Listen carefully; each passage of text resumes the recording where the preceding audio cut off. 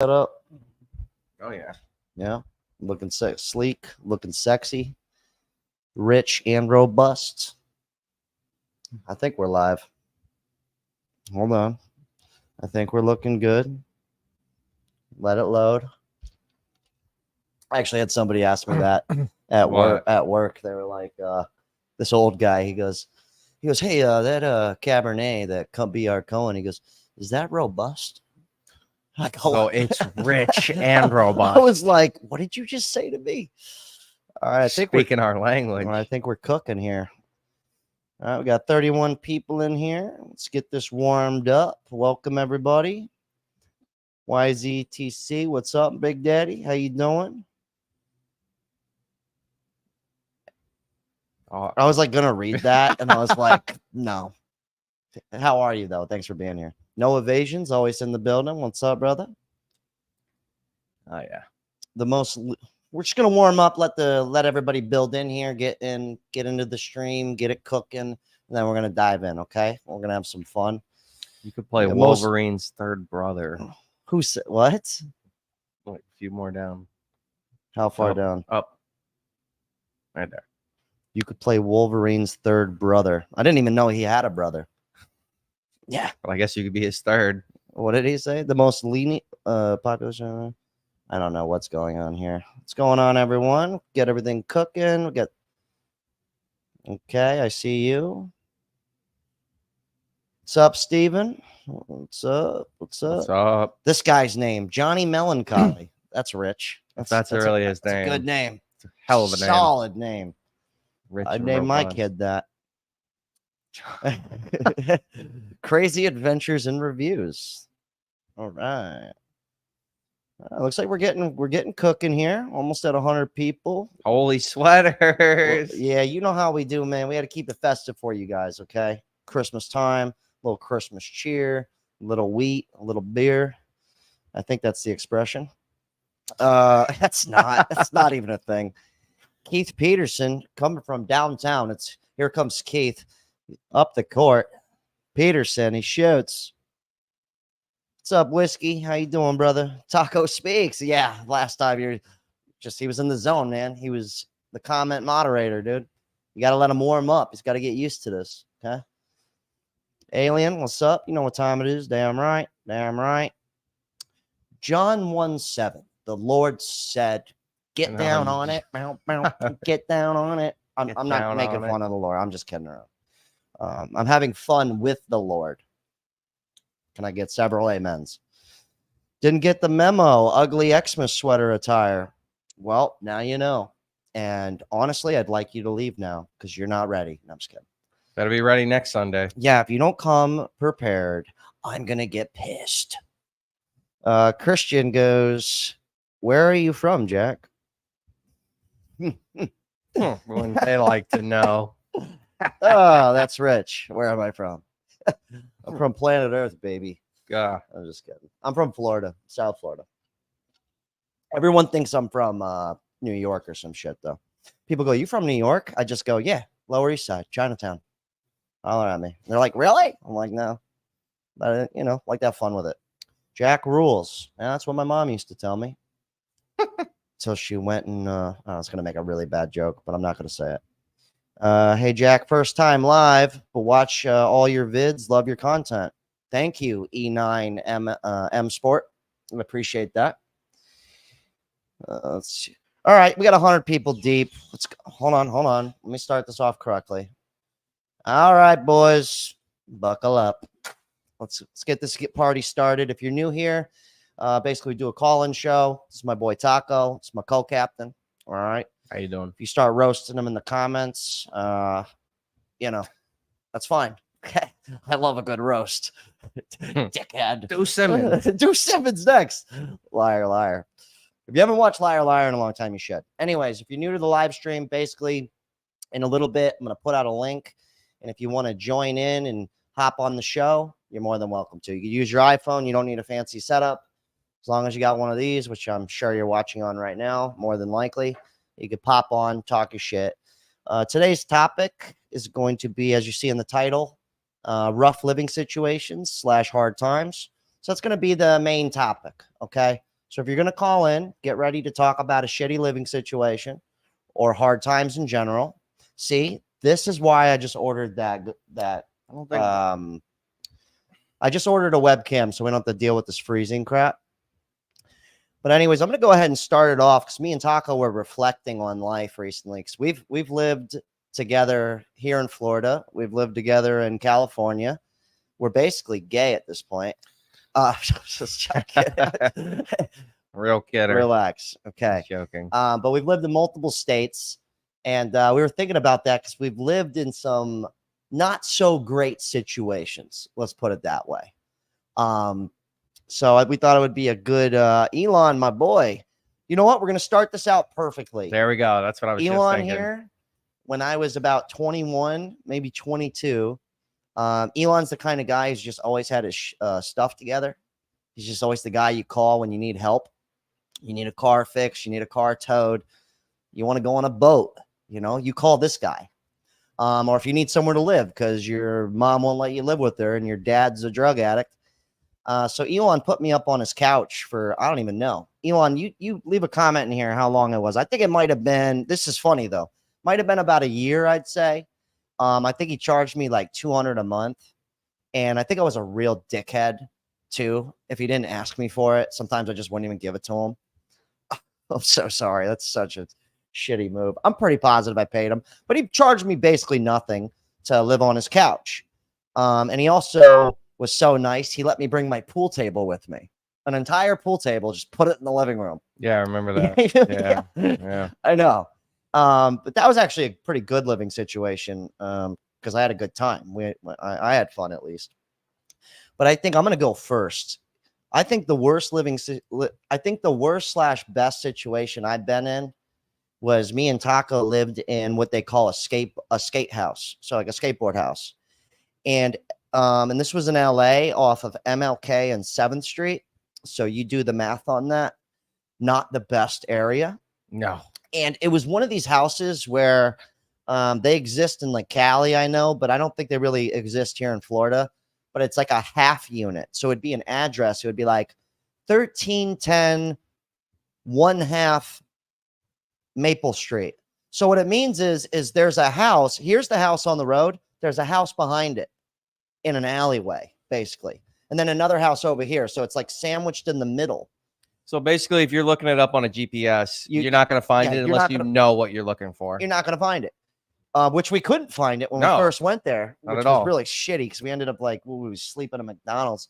Anyways, so we show up to this house in LA, in Long Beach to be exact, and we're moving there. We just drove across the country from Florida. We got like 2 friends that live there, and one of them's like, dude, you come stay at our spot, no problem. Here's the address, which we couldn't find because it was a half street. It's behind the other house in an alleyway in the hood. So it's just a couple of idiots poking around going, hey, you know where? Meanwhile, all of our neighbors are drug addicts. So we're like, literally. The one guy was definitely like, he was selling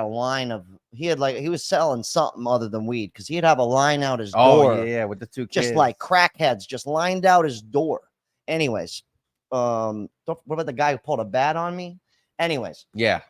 In this house, right? I wouldn't even call it a house. It was almost like a tiny office building almost. There was 5 bedrooms, okay? I'd say about 1,300 square feet place, 5 bedrooms. So the living room was probably the smallest room. The bedrooms were bigger than the living room, and the kitchen was like the size of probably most of your bathrooms. It was a tiny kitchen. So we show up. There's like 7 people living in this place. Both couches are taken. And there's 5 bedrooms, and all the bedrooms were taken except for we got lucky. Some dude just moved out. So did we sleep in the same room that night, or did we get our own rooms? I think like the first night we had to sleep in our So like the first night we were kind of we didn't know where we're going. I just know I got a pocket full of money and I want to move to California, and I want to do it on a budget because who wants to drop 10 grand on a fucking apartment? I don't. You're not gonna own it. So we start living at this place, and I think within like 2 days, we're looking for apartments. Everything's super crazy expensive. And then one of the other guys decides to move out. So me and Taco looked at each other and we're like, We're like, fuck it, man. We'll take over these 2 rooms. So now we're living with basically, we knew the one guy. Okay, so we're living with 5 people, strangers who we don't know, and but the plot thickens. So, and it's a tiny place. Okay, 5 bedrooms. It's not some immaculate mansion. It's like 1,300 square foot. Literally, it's tiny. Like the rooms are small. It's shitty. There's roaches. No AC. Okay, no heat. Forget about heat. That's a luxury. So, but it got to the point though where that house, everybody we moved in there with eventually all moved out, and then we would just have new people filter in. And then at one point we had 10 people living there. So there was 3 people in the living room, 2 people in one room, 2 people in another room, and then everybody else had a bedroom. Our rent was like $350 a month. That's just who's living there. Then you're talking about them bringing their friends over every night. So partying. we come home from work, and there's 15 people in the tiny living room, and there's nowhere for you to even sit down in your own house. No, literally. But it was pretty cool because we met so many pro skateboarders through this. Yeah, like we'd come home and, you just work all day. You come home, you think you'd have a little peace and quiet. No, there's 10 people you don't know doing God knows what in the living room.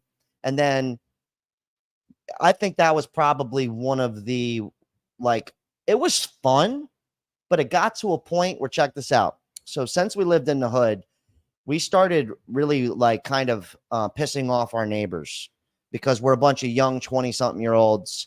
We're loud. There's 10 of us living in this small spot, basically. And so all of our neighbors, there was this little courtyard where you would have to park, and you'd have to go through an alleyway to park there. It was very hard to get through. So I had a Grand Marquis. I had an old cop car. So it was really hard to pull up into. Big body. So I think things really went downhill when one time I parked in front of this guy's car. And next thing you know, we hear somebody screaming in the courtyard at 7 a.m. I go out and I notice it's the guy trying to get out, and I'm blocking him in like a dickhead, which was hard. And the same guy, might you add, had blocked me in so many times. It's not even funny. And he's a small dude. So I go out in my underwear. I'm going to move the car. Next thing you know, this dude who looked like Snoop Dogg comes up, baseball bat to my window. I thought he was literally going to kill me. I really did. I ended up driving around the block for like 10 minutes in my underwear. Legit. I'm not kidding. I was like, I'm not going back there for a while. But after that, we ended up getting robbed. I wasn't home. Were you home for that? I don't think so. No. So basically one day, one of the roommates we had was fucking around with one of these drug dealers that lived, that was our neighbor. And so he owed this guy money. We didn't know about this. So anyways, basically one day I get a call, and this like local Cambodian, it was Cambodia town. So this Cambodian gang literally comes, breaks into our crib, breaks all the front windows, breaks through, holds everybody up at gunpoint, including a pro skater who was in the Olympics recently. His name's Zion Wright. You could look him up, but he was living on our couch before he made it big and got that Nike money. Now he's on Vans. He's got a shoe for Vans. He's got that Red Bull money now. But back then he was staying with us on the couch. But yeah, once that happened, everybody got held up at gunpoint and the whole house got robbed. Yeah, it was pack your bags, get your stuff, you're off the shelf. Yeah, we legitimately, I was like, we out. I was like, we done. It was game over. Next thing you know, I was living in my car. No, I'm just kidding. Actually, things went pretty smooth for a little bit. And then we moved into a new place. But anyways, let's get this party started. We're going to send the link out. Here, let me send this link out. Yeah, so call in, talk to us about your craziest living experience you had, if you're still living in one. And yeah. The crazier, the better. All you got to do is click the link and just make one up if you have to. We'll know if you're bullshitting. But I got more stuff to say, but that's just kind of get the party started a little bit. That was a really weird we're just warming situation. I think another funny one was recently. We actually didn't live there, but I was 31 at the time. I'm 34. And so we go on a skateboarding trip and we go up through Florida and we go to Tampa, right? So we didn't know that there was some event going on in Tampa. And so we couldn't find a hotel. So we got this young kid with us, about 21, 10 years younger than me. And he goes, oh, I got a friend. He's staying at the dorms over at the college. And there's 5 of us. Next thing you know, I'm a 31-year-old man. And I'm like sleeping, 29. sleeping in a dorm. And I'm sneaking around at night. And this college kid's like, shh, you're going to get me in trouble. I'm like, I didn't live there long term. No, so it was 5 of us, and then it was And 4 of them. So there was with 9, bunk beds. Yeah, with 9 people in like a room as big as this right here. No, it was small. Probably even smaller. I've never been in a college dorm in my life until that moment. 31 years old. I got my college experience. Same here, man. All right, so the link's in the chat. Anybody wants to come in? That's the topic of today's that's the topic of today's discussion. Is that how you say that? I think, yeah. I think that's how you say that. What's up, Sean? How you doing, brother?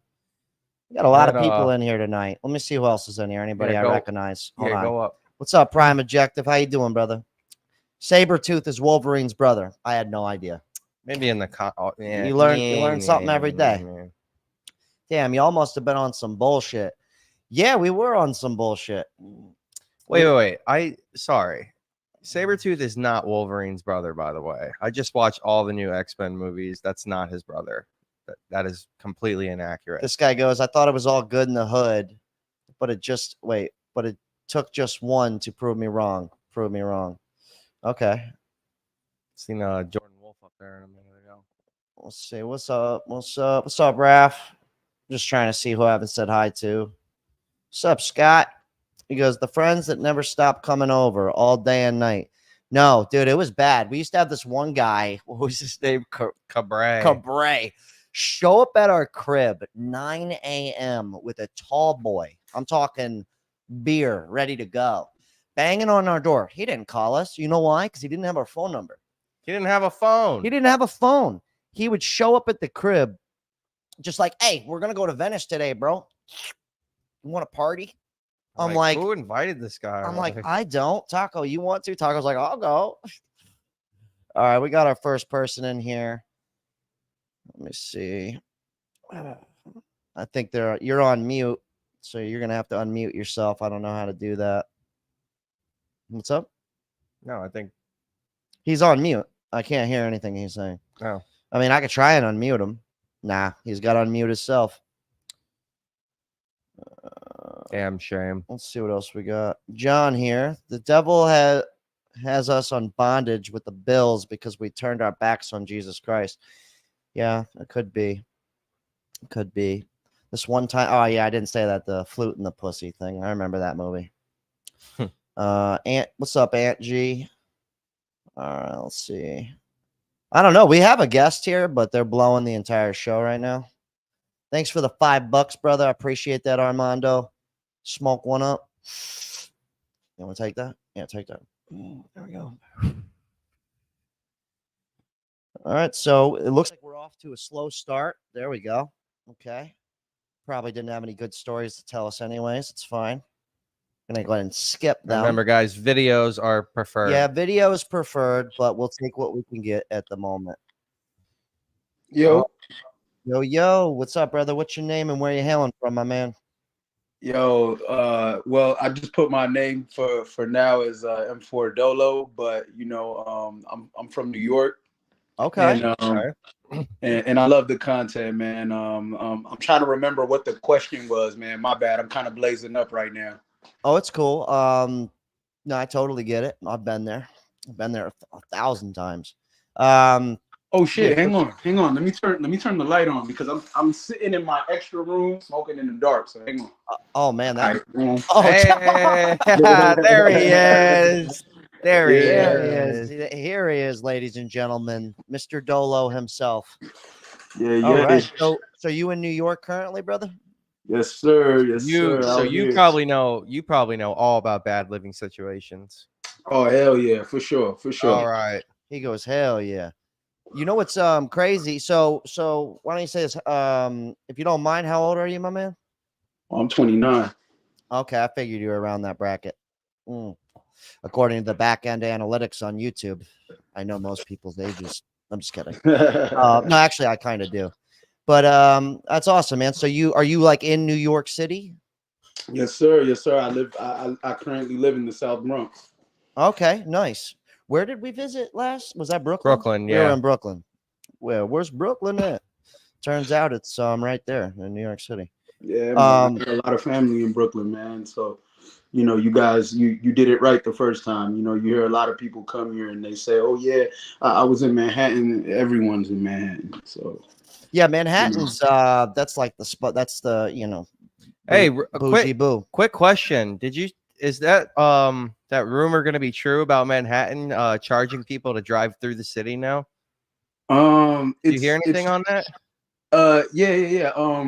What it is it's certain parts of Lower Manhattan. Yeah. It's not the entire island of Manhattan. You're gonna get charged now just to drive your car. If they did that to the entire island of Manhattan, it would affect both the high income people and the low income people. So they know what they're doing. They know everyone drives through Lower Manhattan. Majority of people come in the city through Lower Manhattan, you know, Battery Tunnel and the bridge. So them knowing that they know they can manipulate the prices, and you know, motherfuckers gonna pay whether you driving a nice car or a hoopty. So no, it's not all of Manhattan. It's just, you know, certain parts of Lower Manhattan. Okay, gotcha. Yeah, you know what's funny is that's how they're doing it now, though. Like, even okay, so it used to be where we live, because I know in New York there's a lot of tolls, especially in like Jersey area, a lot of tolls. But now the only public highway we have here, 95, I-95. Yeah, that runs all the way up Yeah, to New York. they're starting to put tolls all the way from Miami, and they're going all the way. I'm talking hundreds of miles with the tolls, and it's just that's the only highway. There's a private highway that you got to pay for, but I think it's funny because like West Palm, where I live, that's where a lot of people would move to kind of, it's not, I wouldn't say it's the best, it's not terrible, but now it's kind of like doesn't matter where you're living, you're gonna pay top dollar premium shit. So give me so you got any crazy living situations you want to share with us, or Hell yeah, man. Actually, lay it on us. yeah, man. I remember when I was a young private in the Army, and you know, yeah, because I joined straight out of high school, you know. So like, you know, when everyone was doing the SATs and like trying to pick which school they were going to, like I was just kind of like already like locked in. I was already working out, doing all that stuff, you know, learning proper terminology, phonetics, all of that. So I remember my first time in the barracks after basic training, and I'm thinking, you know, I'm gonna get my own room, you know, it's gonna be my own situation. I get over there, and remind you, I'm from, you know, I grew up in the inner city, you know what I'm saying? So Gotcha. I didn't, you know, necessarily get to spend a lot of time in close contact with like Caucasian folk. So that was like my first time. Yeah, exactly. So like I went from like watching a lot of movies about like, you know, there being like a token black person, and me always just like, you know, it's just a movie. It can't ever really be like that. And then I'm living like that. So it's like, you know, it was obviously culture shock. It's a culture shock. Absolutely. Yeah, absolutely. 1000%. Yeah, but when I got there, you know what I'm saying? It's like, it wasn't anything like what people were telling me and shit, you know, because you know, you hear a lot of things, and you know, I'm someone, I like to keep an open mind, you know, explore things for myself, see what it's like. So I get there, and you know, it's regular. Like I don't feel no type of way, you know what I'm saying? Everyone's cool, you know. As soon as they find out I'm from New York, you know, obviously they start cracking jokes like, "Oh, yo, where your Timberlands, you know, be like God. This, that's you know, very north. That's a north yeah, thing. like, you know, so, you know, overall it was just like a crazy experience because, you know, I'm not really much of a drinker. I never really been, but here's where it got crazy. Like I showed up, and it's just bottles of like Fireball, and you know, I think I remember gin and stuff, and you know, they're all drunk. Lil Jon's playing in the background. Yeah. They're all drunk, and you know, I'm showing up, you know, like, and I'm just like, hi, and they're like, hi, and I'm like, yo, my name is so-so, and they're like, yeah, my name is so-so, and I'm like introducing myself to everybody, and they immediately invite me for a drink, and, you know, I say I'm not drinking, but, you know, like, I'll come hang out with them. I don't have any friends here yet, so, you know, I'm trying to get to know people, you know, so this is an easy situation, so, you know, they're drinking, you know, I pour myself like a shot, and then I do a shot with them, and then from there, it just like like the term white boy wasted, like that shit was like that It's shit was real.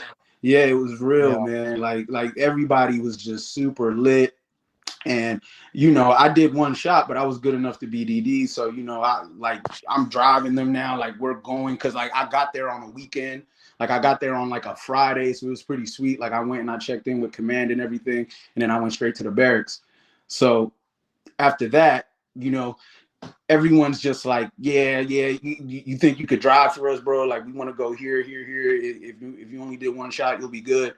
And I'm like, all right, sure, fuck it. So, you know, I'm driving them around and we're going places. And, you know, long story short, like, you know, one guy got in a fight. I don't even remember dude's name. It was actually my roommate, I think. He got in a fight. And, you know, everyone jumped in. I jumped in. And it was just a crazy situation. And, you know, security, it was like inside of this bar slash weird nightclub thing I'm remembering somewhere in Kansas. Yeah, I was Oh, you stationed were at in Fort Kansas. Riley. Yeah, I was stationed at Fort Okay. Riley in Kansas. So, you know, like we're somewhere, and I think we're in Aggieville. And you know, it just got pretty crazy. So it was probably one of the more craziest nights for me, because it's like I'm like, just, you know, I'm like, maybe, was I 18 or 19? I was like 18 or 19.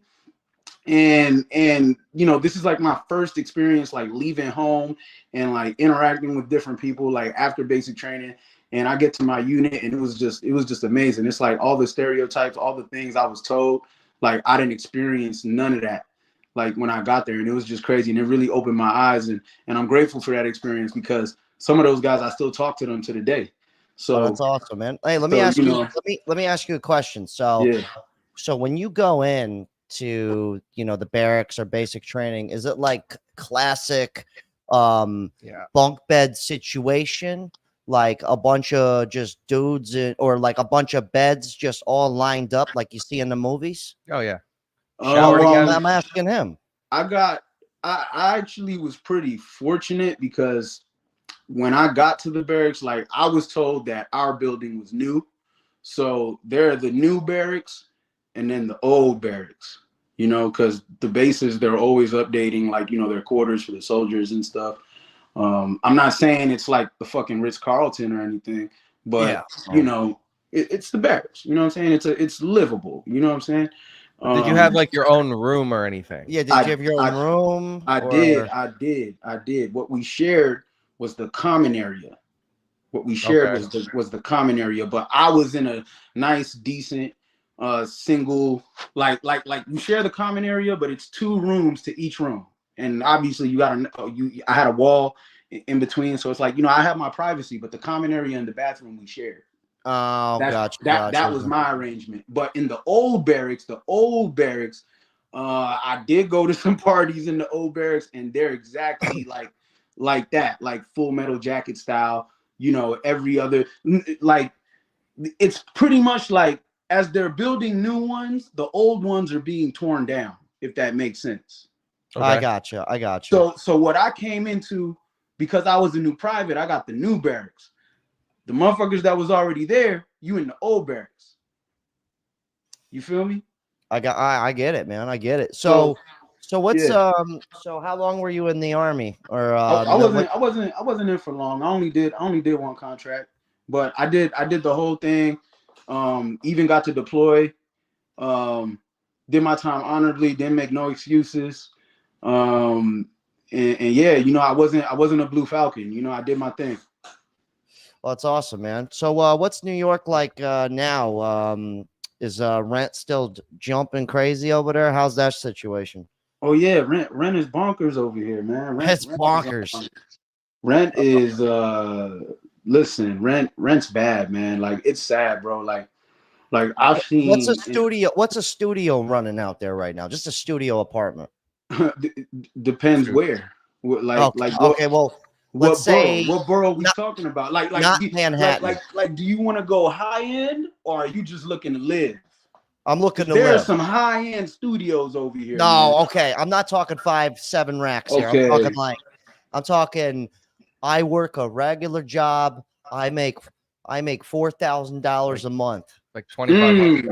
Like I follow this guy on Instagram, and he strictly goes around and reviews the smallest like studios and apartments. You talking about Cash Jordan? Yeah. And yeah, from what I've been seeing, like the tiniest studios, like you said, depending on the area, but I mean they can run 25, $3,000. Wait, hang on one second. I just want to address one comment really quick. Go ahead. Get it. This guy said, oh wait. Jack is the guy. Wait, Jack, is the guy next to you the one that you kicked out of your house? No. Okay. Yeah, so someone else also said, we got another guy coming in. Someone else also said roommates can be a liability. So I thought that was a good comment. I didn't highlight it, but yes, doesn't live with me. I didn't actually. Here's the funniest part. So I'll tell the story like lightly. So he's one of my dear friends. Okay. We're not friends anymore. It's unfortunate, but it's what I have to do. So basically I've let him live with me twice already. Once during the pandemic for free. Okay. Then he went out on his own, which I even helped him get a place. It gave him money. Didn't say pay me back. Just gave him money. You said you gave him $1,200. I gave him $1,200. Yes. Oh yeah. He's been watching. Just like that. Give it to him. Wait, how does it go? Gave it to him like nothing. Like it was nothing. Pretty much fuck off. Yes, kind of. Pretty Yeah. much. For the situation that had happened, because he ended up getting me falsely arrested, basically. Yeah. So, anyways, this guy tries to fight me. I ended up getting arrested because he tried to fight me. That makes all the sense in the world. Right. So I ended up kicking him out, threw him some money because I knew he had nowhere to go. Even though I was pissed at him, I just, fuck it. It would take the weight off of my conscience. Anyways, years go by, a couple years go by. We rekindle. He snakes his way back into my life. I probably shouldn't have taken him back in, but I did. Next thing you know, he's on hard times. I bring him back into my house again. Okay. I say, look, stay here a while, get your bread up. All right. This time I'm charging him $700 a month. Pretty reasonable. Pretty good deal. Especially where we live. So, of course, he doesn't save shit. He meets a girl. Within 5 months of knowing this girl, he's starting to bitch a lot, all this stuff. I end up having a room open up. I put my dad somewhere. My dad was living with me. It was hard. It was a hard living situation. I get it. My dad's living here. Taco's living here. I'm living here. And now you're living here. And my dad has dementia. He pees in the corner. He shits. He'll poop on the floor. He does some weird things. It's rough. It's hard to live with. So anyways, my dad moves out and I tell him, I go, look, this room's open. If you'd like to take it, it's $700 a month. Only 2 rules. No smoking weed in the house. No girlfriend. Hey, right here. What? Just trying to get my $700. Yep. So yeah, leave that up. So that was the best thing I've ever heard. Like, good God. So yeah, I go, look, you could stay here. Those are the 2 rules. No weed in the house. You can't have your girlfriend over all the time because next thing you know, she'll be living at my fucking house. So he goes, nah, I don't like it. And he ended up dead smoking weed. And I said, what are you fucking doing? He goes, trying to get my $700 worth, bro. And I'm like, so anyways, he decided to move out on his own with a girl who also has 3 roommates.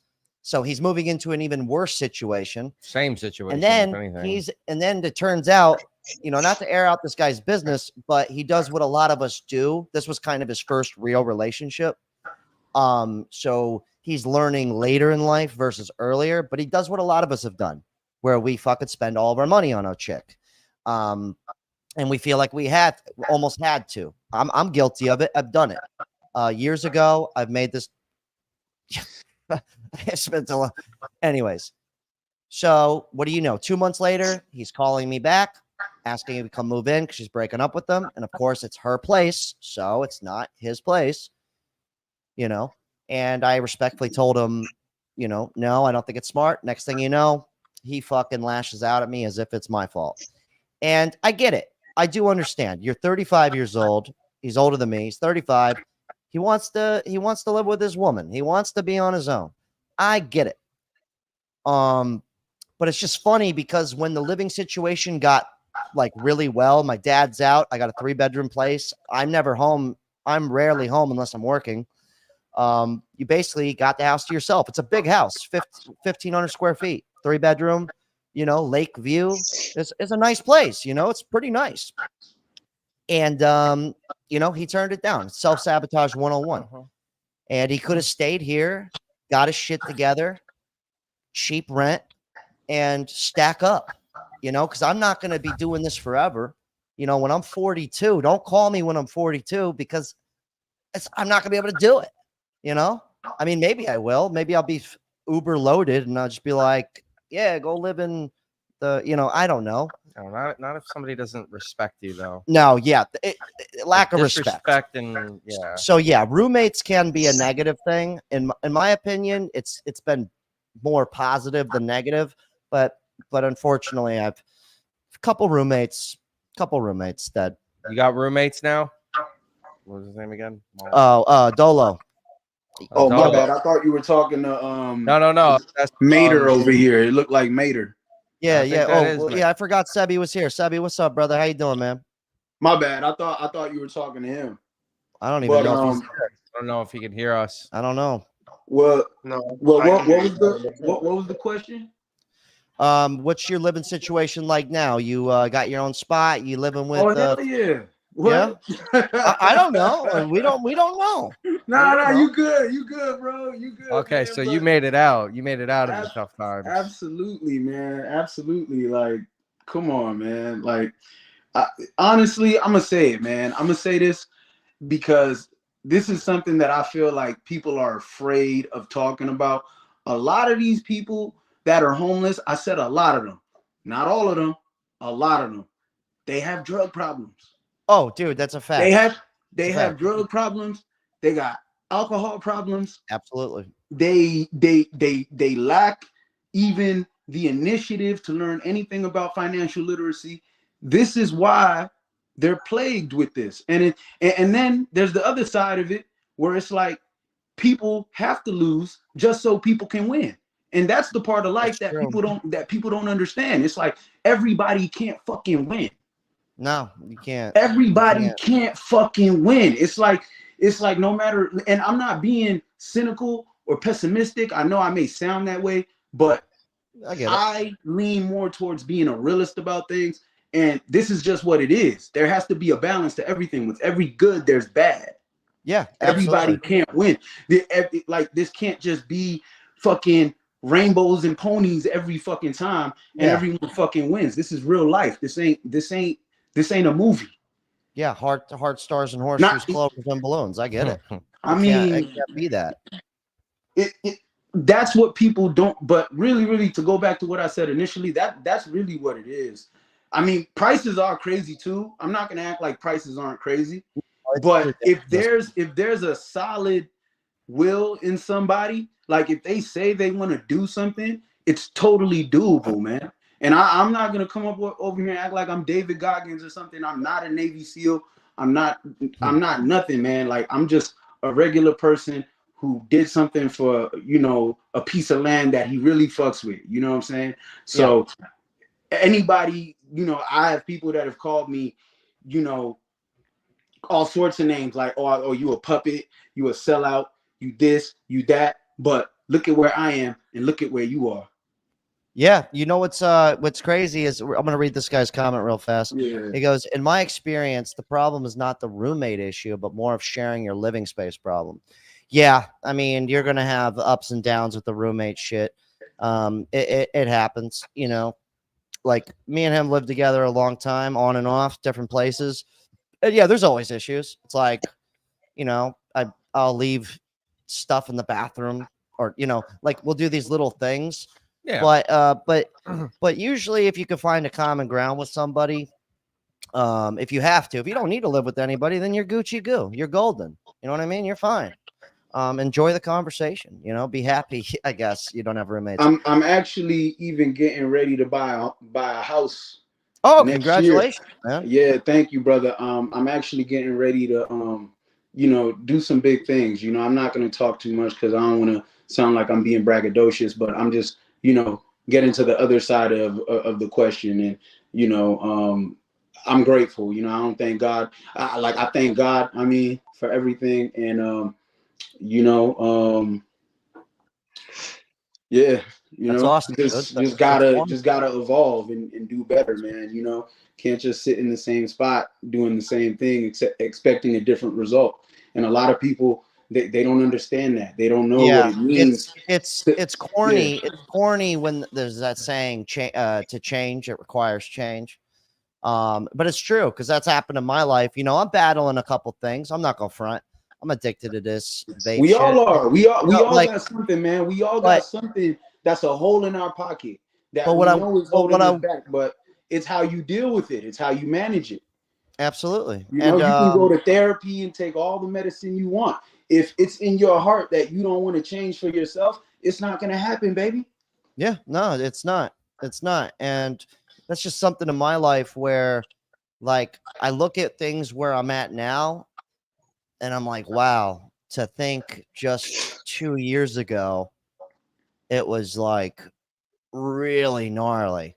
And then to think 5 years ago, I was living in a car. Yeah. So I just look back. Was it 5 years ago now? It might even been 6 years I've ago now that slept, I think I've about it. slept, I've slept outside in the dirt, In the dirt. in the blistering heat, in the blistering cold, depending on what everyone else was doing, because you got to follow SOP. Yeah. Whatever everyone else is doing, that's what you got to do. So if first sergeant or the captain or somebody feel like, oh, we don't want to use tents tonight, You're not using the tent. You're not Yeah. using a tent tonight, and everyone else isn't using a tent. So and oh man, Hey, it's a lot. It's a lot, man. you It's live a and you lot. learn. I slept on the Yeah, beach once, but I man. got to tell you, that was kind of awesome. Minus waking up at 6 a.m. and people taking photos of me, but it was pretty peaceful. I got to tell you. No, Anyways, yeah. thanks for the $10 from Yolanda Baker. She says, Jack, I'm glad to find you live. I hope things are going as well as they can with your dad. I'm caring for a disabled relative. It's not easy, but I wouldn't want it any other way. Yeah, that's something you don't really realize how many people are actually having to take care of not just their kid, but one of their relatives, a brother, sister, mother, father. I didn't realize that because I know I don't talk about my dad much too often anymore, but that's because things are going well. And he's living in an assisted living place now, and I see him basically every other day. I still shave him. I still help him with the showers. Not that there's not nurses there to do it. He's stubborn, and he apparently doesn't like women. Otherwise, I don't see the problem with the whole getting scrubbed down by a woman thing. But apparently, he likes it better when I do it. So, but yeah, my dad's you're doing his great. son, bro. Yeah, I know. Yeah. It's You're maybe his son. Look, it's a comfort thing, I guess. look, man. That's your dad, man. I That's your know. dad. Like, That's pops. that's your dad. Like, so it's like it don't matter how much of his mind goes, man. Respectfully, he always gonna know your face, man. Yeah. No, That's your father. You know what's funny is I get a lot of comments on this channel saying I look like Sean Penn or I don't know why I'm like Alec Baldwin, all these typical actors with the hair and the pointier faces. It's funny because when people tell me that in person, I always say the same thing. I don't do it in the comments, but when someone tells me in real life, I always go, you know what's funny though? You know who I look like the most? They're like, who? I go, my dad. Literally, it's like we're basically Oh identical. my God! Look, I just got it. What? Look, Taco looks like Sean Penn. Taco looks like Sean Penn. You Why? can look like Okay, Sean everybody Penn. can look like Sean Penn. Yeah, then, I everybody's guess. Sean Penn Everybody's now. now Sean Penn. Everyone's Sean New Penn. age James Dean. Yeah. $4.99 from BB. Jack, drop your merch. That's rich. It's classic. I'll buy it. Love your channel and your vibe. Thank you. Thank you for the $4. Sebi's over here just sitting here doing Sebi, nothing. you with Sebi, us? what's going on here, dude? You alive? Yeah, man. I'm just listening to your guys' all conversation. You know, Oh. trying to fill in the gaps. Well, jump on in, well, brother. so Sebi, for everybody in here, how old are you and where are you hailing from, brother? Oh man, I'm 38, Arizona. AZ. I live in a situation where, you know, some roommates, like you said, Not bad. less bills, more money, Damn right. and to the who's this new guy from the army dude? Oh, that's No, that's I don't want to Dolo. be known. I don't want to be known as the army dude, bro. That's Dolo. That's I'm not the army. that's I'm not New the York's- army dude. Man. That's New York's finest. All right, that's the context you painted, though. He was smoking. He was I smoking just- a joint Y'all before. asked me a question. I answered it, and that was my answer. So that's all. I'm not the army guy, man. I'm not him, bro. Thank you, Carrie. I'm not him. All right, No, that's so cool, man. Sebi, so Sebi, back to you real fast. So, you say you're living with roommates. If you don't mind, how many roommates you living with right now? 4. Oh shit! So what do you guys got like don't mind me poking around here. So you got 4 roommates. What are you guys in like a bigger house, or do you have like a couple of couples living together, or how's that work? Yeah, 1 couple and 2 singles. Okay, so that makes sense. Gotcha. All right, that's cool, Yeah. but that's good. Yeah, I mean, so- that's good though. Do you guys all get along? Is everything cool, or do you got some drama you want to share with us? You know, I like the No, everything's pretty cool. You know, where we get along. Oh, that's awesome. But yeah, I wanted to. He was talking about the. He said he's in New York, right? Yeah, he's in New York. Okay, cool. So I saw something that said that they have like these police camera things on the sidewalks everywhere, like where they monitor you all the time. Is that true? Bro, that's just CCTV. That's Yeah, what? that's been going on in London. Yeah, Yeah. that's in London too, right? Yeah, brother. Like we do, but that's regular, man. Like they do that everywhere, bro. I'm sure if you check your city too, they're probably Oh, I bet. Oh, absolutely. Sure, next time you see a pigeon land on your front porch, you're gonna. Oh my God, the But, pigeons. but I ain't, Yeah. I ain't yeah, but I'm just saying, like, it's more noticeable here. Like you like I could understand why you asked that question because there are more people with cameras here, man. Nothing goes unnoticed in this city, man. No matter what you do, no matter what time of the day, it don't matter. That's why, you know, I'm not gonna say too much, but you can't get away with nothing now. Yeah. Especially not here. Everything's tracked. Yeah, I've been there. I've been there like 2 times, but that was like 10 years ago. Oh, think times have changed. Yeah, we just went recently. Let me tell you this: when we drove the first time I drove to New York a couple of years ago, I don't know what I was thinking, or I wasn't checking the maps, but I ended up with 7 tickets in 3 different states. It's just cameras everywhere, just locked and loaded. I ended up not even paying half of them. I went through 3 of them, paid those. And then once I realized they were all third party, I was like, I mean, I'm good. that happened to me in San Francisco driving the Golden Gate Bridge. No warnings, no nothing. It's just you get a ticket in the mail saying, "Yep, you drove across the Golden Gate Bridge. Here's what you owe." And you're like, Yep. "What?" Yeah, it's classic. I love it. Yeah. Hey, what do you guys think about all these videos popping up like on social media and on the news about all these UFO bullshit sightings and all that shit? Like you just said, bullshit sightings. Yeah. Hey, you know what? Good. UFOs, awesome. Fucking, why don't you, like, let's. I want it to land in my yard. Come land in my fucking yard, and then. So you guys think it's not real at all? No. If it is, it's not. I don't think. I think they like to tell us the truth, kind of. Like they give us a little bit of truth, but everything's kind of backwards. Like I don't like when they say it's up. In my head, I'm like, oh, it's probably down. If that makes any sense. Like if they say they're coming from up there, I'm like, oh, they're coming from somewhere else. They're not coming from up there. Yeah. Oh, well, of course. Yeah, no, I don't believe it. I'm not talking about where they're coming from. I'm just talking about, yeah, definitely. I don't think man ever landed on the moon. Yeah. It's not like a landmass. But I'm just saying, like, where do you think these sightings are coming from? You know, like all these videos on TikTok and YouTube and all this other crap. Like, where do you think they're coming from?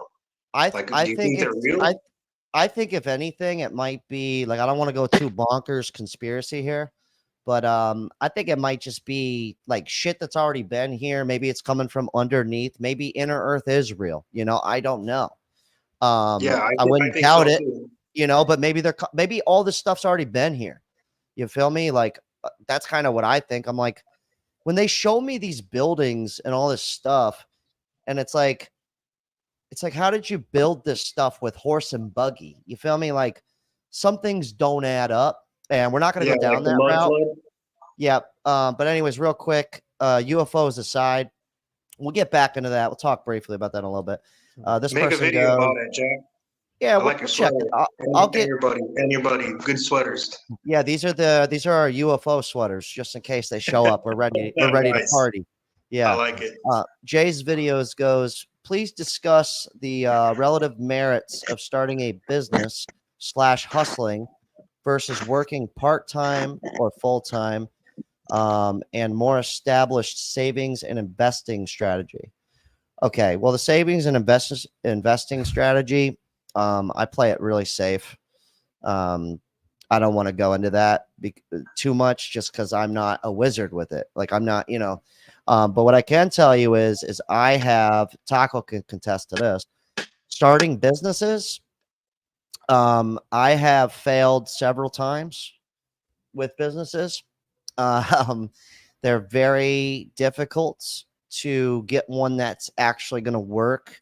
And usually it takes quite a while to work out. Unless you're like a handyman, you're in some kind of construction thing, certain things of that nature, then you could start making money probably immediately, but you're still going to need tools. You're still going to need the experience. It takes a lot. So honestly, if you're just trying to get ahead, the only thing I could say, because I don't have any college diploma, I got none of that shit. The only thing I could say is get the best job you possibly can. I don't care if it's 15 an hour or 20 an hour. The higher, the better, obviously. But I'd fucking, even at nighttime, unless you really want to dive into a business, I would definitely have a full-time job before starting that and start that shit on the side, because it probably will take a while to make money if you even do. And then, but honestly, just to get ahead, sometimes it's best to work one regular job and then one risky job. So a risky job would be like parking cars, waiting tables, somewhere where you're working for tips, basically. That's like a risky job. But there's also, you could have nights where you're making, $30, $40 an hour, where you couldn't possibly go make that at a CVS or, some other regular job. That would be my advice. But starting your own business, I would always just have a regular job and then do some kind of hustle or business after work on the weekends. You just have to try it, because I've done it so long, so many different things, that out of all the things I've done, only how many? Only 2 of them have really worked out. Only 2. And I've done like 5 different kind of businesses. And so 2 of them have fucking worked. Like this is the second one that's worked. So it's not easy. And one of them was illegal. It was selling weed. That shit sells itself. So I don't even count that one. That's not even in there. So you could always go that route too. Sell some fucking shit. I mean, I don't recommend it, but tall order question. Yeah. anyways, investing wise, get a CPA, get a personal accountant. Yeah. Post the live. Yeah. What was that? Post the live real quick. Oh, People are yeah, yeah. asking. Oh yeah, we're posting the link in the chat. 1 second here. All right, David, my boy, what's up, brother? Oh, he's on. All right, I had to unmute myself. Sorry about that. Yeah, you're good. You're good. What up, David? What up? What up? No, I was you guys were talking earlier, and I had a roommate that pretty much threw his whole life away. Give us the details, man. Exactly. So I'll go back when I was like probably 23, 24. How old are you now? 28. I'm about to be 29 next month. Oh, almost happy almost birthday, brother. Exactly. But I got out of the military, and I had a situation where I was trying to find a lease, but I had to wait like 2-3 months for all the paperwork. You know, they have to verify your income, yada yada. Like I'm getting a new job, so I was just in this house that wasn't a college house, but I compared it to a frat house. There was like Gotcha. 5 dudes. Like you wake up, random dude and girl sleeping on the couch, parties like every other day, beer everywhere. Oh, Like yeah. it was so gross that people would come over and I'll just stay in the room because I'm like, bro, I don't associate with this nasty situation, you know. I Like, get it's it. gross. Because I'm a clean dude, so I'm like, you know. But Yeah, let me get to the story. You look pretty cleanly. Yeah. Yeah. No, it's good. Um, It's a good thing. But this one guy, he already had his like doctorate degree. Like, he already went to Okay. school for like 10 years, and he was in residency. And I was probably like 24 at the time. He's like 29, and he was like 1 year into residency. He was working at the hospital, wearing the whole doctor suit and everything. You know, like you'd call him doctor. Yeah, you know, he's a doctor. He's a doctor. He's just like on his last little 2 years. Legit. But this guy, he had a great time. Like he liked to hang out and party, and he wouldn't do like the meth stuff, but he would do the party stuff, which is pretty similar but different. The party stuff. He liked to have a little too much fun, is what we call it. Yeah, right? he would use like, you know, I don't know too much about it, but you know, the party stuff, Molly, ecstasy. He'd smoke weed every day, which I personally don't care about weed at all, but he'd do all the fun stuff. For me, I think for a lot of people, smoking weed every day is a bad thing. I agree. For me, it was a bad thing. For this guy, it's a bad thing. And no offense, I love you. Or like but hold me back much. Anyway, Just makes you stupid. It wastes your fucking time. Keep Clouds going. your brain. I agree. There's kids from high school that were perfectly normal in high school, but now I'm like, bro, you sound. I smoked weed you're last delayed, night, you know? by the way. Yeah, I smoked weed just last makes you night. slower over I'm not time. saying I'm against it, so Yeah, I don't want to take anybody wrong. Keep going, David. My bad. You know, people are different. You know, No. Exactly. I get We it. agree. I get it. Some people they smoke and they like that. I get you. Some Yeah. people they smoke and they like that. I gotta say something because I smoke every day. Yeah. Hey, like I said, hey, I'm pretty like, hey, your own thing, you know. I don't think weed kills anyone, you know, so it's all good. Moderation is key. Yeah, exactly, moderation. But continue with the story. This guy, he loved doing all that stuff, and he started like scratching his skin, and he started like, oh, and by the way, let me fill you in. He was a Chad, super Chad, like 6'2" and a half. He could have been on a Macy's cover, like in a half, like 6'2" and a half, put on shoes, 6'3", white guy, like super attractive, like bro. At the end of the day, like girls would select him at the end of the night to follow him into the room. Like he could say, "I'm going to sleep," not even trying, and a girl would follow him into the room. Oh yeah, like this guy was, the women picked him. He was not going home alone. Bag of honey. And like, oh, he tells people he's a doctor. He's getting laid, bro. Like, but he started doing drugs, bro. And I think over the time it started catching up with him. Absolutely. And I only lived in that house for like 4 or 5 months, like in and out. I was just there to like sleep, bro. I'm there to sleep. Like that's it. You're like ends to a meet. Hold on 1 second. Hey, Leo, thanks for the $5. There's a link inside the chat. I'm gonna drop it one more time for you. I'll drop it throughout the whole thing. I still haven't figured out how to pin a comment. I'm a slow learner. Star. Oh, maybe the star. Let's try that. Hold on. Where's the link? There it is. A star. Oh, well, we'll see what happens with that. Anyways, Leo, it's gotta mean something. Go ahead and click that link, brother. Thanks for the $5. All right, keep going. Keep going, David. I think when I met him, he was like doing it in moderation. Like when I first met him, like I was like, this guy's a super Chad party guy, like smart. He's smart. He finished, you know, but it started like he started doing it so much. He started like coming late to work. He started like picking his skin and stuff, bro. Like it's getting weird. I'm like, this guy ain't doing meth, bro, but like it kind of looks like it, you know. And he started missing work and like coming in late to work and yada yada. And this is like, as adults, a lot of people I talk to, they act like missing work is normal, but missing work is not normal all the time. Like dude, there's always a person at every job I've ever worked. I call it pretending to work. They're not doing it for them. They're pretending to work for somebody else. Mhm. So it's like they probably live with their parents or they live with someone. So they have to have a job. But anyways, keep going. That's beside the point. Exactly. But yeah, he started coming in late to work, yada yada, and like at some point, excluding like, all the house drama, at some point he showed up to work, and they're like drug test, and they're like, you have 24 hours to submit a Ooh. drug test. That's 24 not hours. good. And you know what he said? He just walked the fuck out. Oh, sorry, I don't know if I can cuss on here. Yeah, shit, fuck, tits. Yeah, say whatever you want. All right, he just walked out. I don't know. You know, one day you're gonna get monetization. You're gonna be big balling. I don't want to cuss. You know. No, no, we're Yeah, fully. no, I'll play. I've been working on dialing back my swearing because I've realized Mhm. how much I swear. So I've really been working on it. So anyways, you could cuss. Yeah. It's not a big. But what happened is I already knew this ahead of time, and we would try to talk to him. Not like, and I'm not his best friend. I know this guy for like 1 month. I know him from like through people. You know. Yeah. This guy had like $600,000 in loans. 600. Wow. Now 60K. $600,000. 600,000. Like, Yeah. Holy comma, six wow. figures. And because he's a doctor, and they're all Yeah, private. They're all student private loans. loans. Private Oh, student loans. Jesus And Christ. and even there's people that he hung out with that also dabbled in the things that he dabbled in, and they would tell him like, bro, you're gonna throw your life away, man. You're almost 30. You're a doctor, like, bro. And people, the thing is, these people would also do those things with him, but they just didn't do it to his level. And they had nothing on the line the way he did. He had everything on the line, everything. Yeah, His whole he's life. wearing a white coat to work. You know what I mean? Yeah, Like exactly. he's big balling or about to And- be big balling.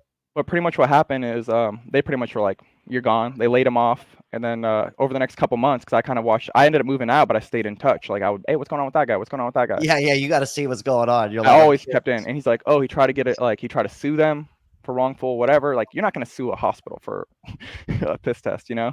no, you're not. And then he tried to apply to like a different residency because he had to finish it. What do you think they do? First thing they do is call his last residency. Of course. First thing they Absolutely. do is just call his last residency. And like that was over. That was over. And then guess what? As soon as you're not in school, the bank started calling. Oh, yeah, no. And it's private loans. You got to remember, it's private loans. Like this is. Yeah, and, no. when you're hopped up in the party, I've never been too deep in the party. I used to party quite a bit. Real quick, thanks Alberta for the $2, man. Appreciate you, and thank you. I like the sweater too, and thank you for the $1.99, Jack 2024. You guys got to chill with that president stuff. It's kind of funny though. Okay, so do we have a final outcome Oh, of what this were you- guy's life? You were saying you didn't party? Oh, the party, yeah, it catches up with most people. Like, and when you're deep, I've noticed with especially people who drink, once you're in the thick of it and you're drinking every day, you really don't even care. You just don't. You just don't care. You don't care anymore. I mean, I've only seen it from my dad and my mom and a couple of friends that I have. I think also, because I didn't know him too well, but I can like tell his background. Like he came from like probably the higher end of the upper middle class, or maybe the low end of wealthy. Yeah. And last time I talked to him, not him, but I talked to somebody that talked to him. He owes a bunch of people money. He like living with his parents. Like, I think pretty much, obviously the banks are trying to go after him, but he has no money. No, he's screwed. I mean, he's not screwed. He's got parents. He'll probably be fine. But I have no idea. Like, I mean, he's 6'2". He's a Chad. This guy like. Wait, what was what was his name though? His middle name, his middle name was Dwayne or something. So his first name was really Chad.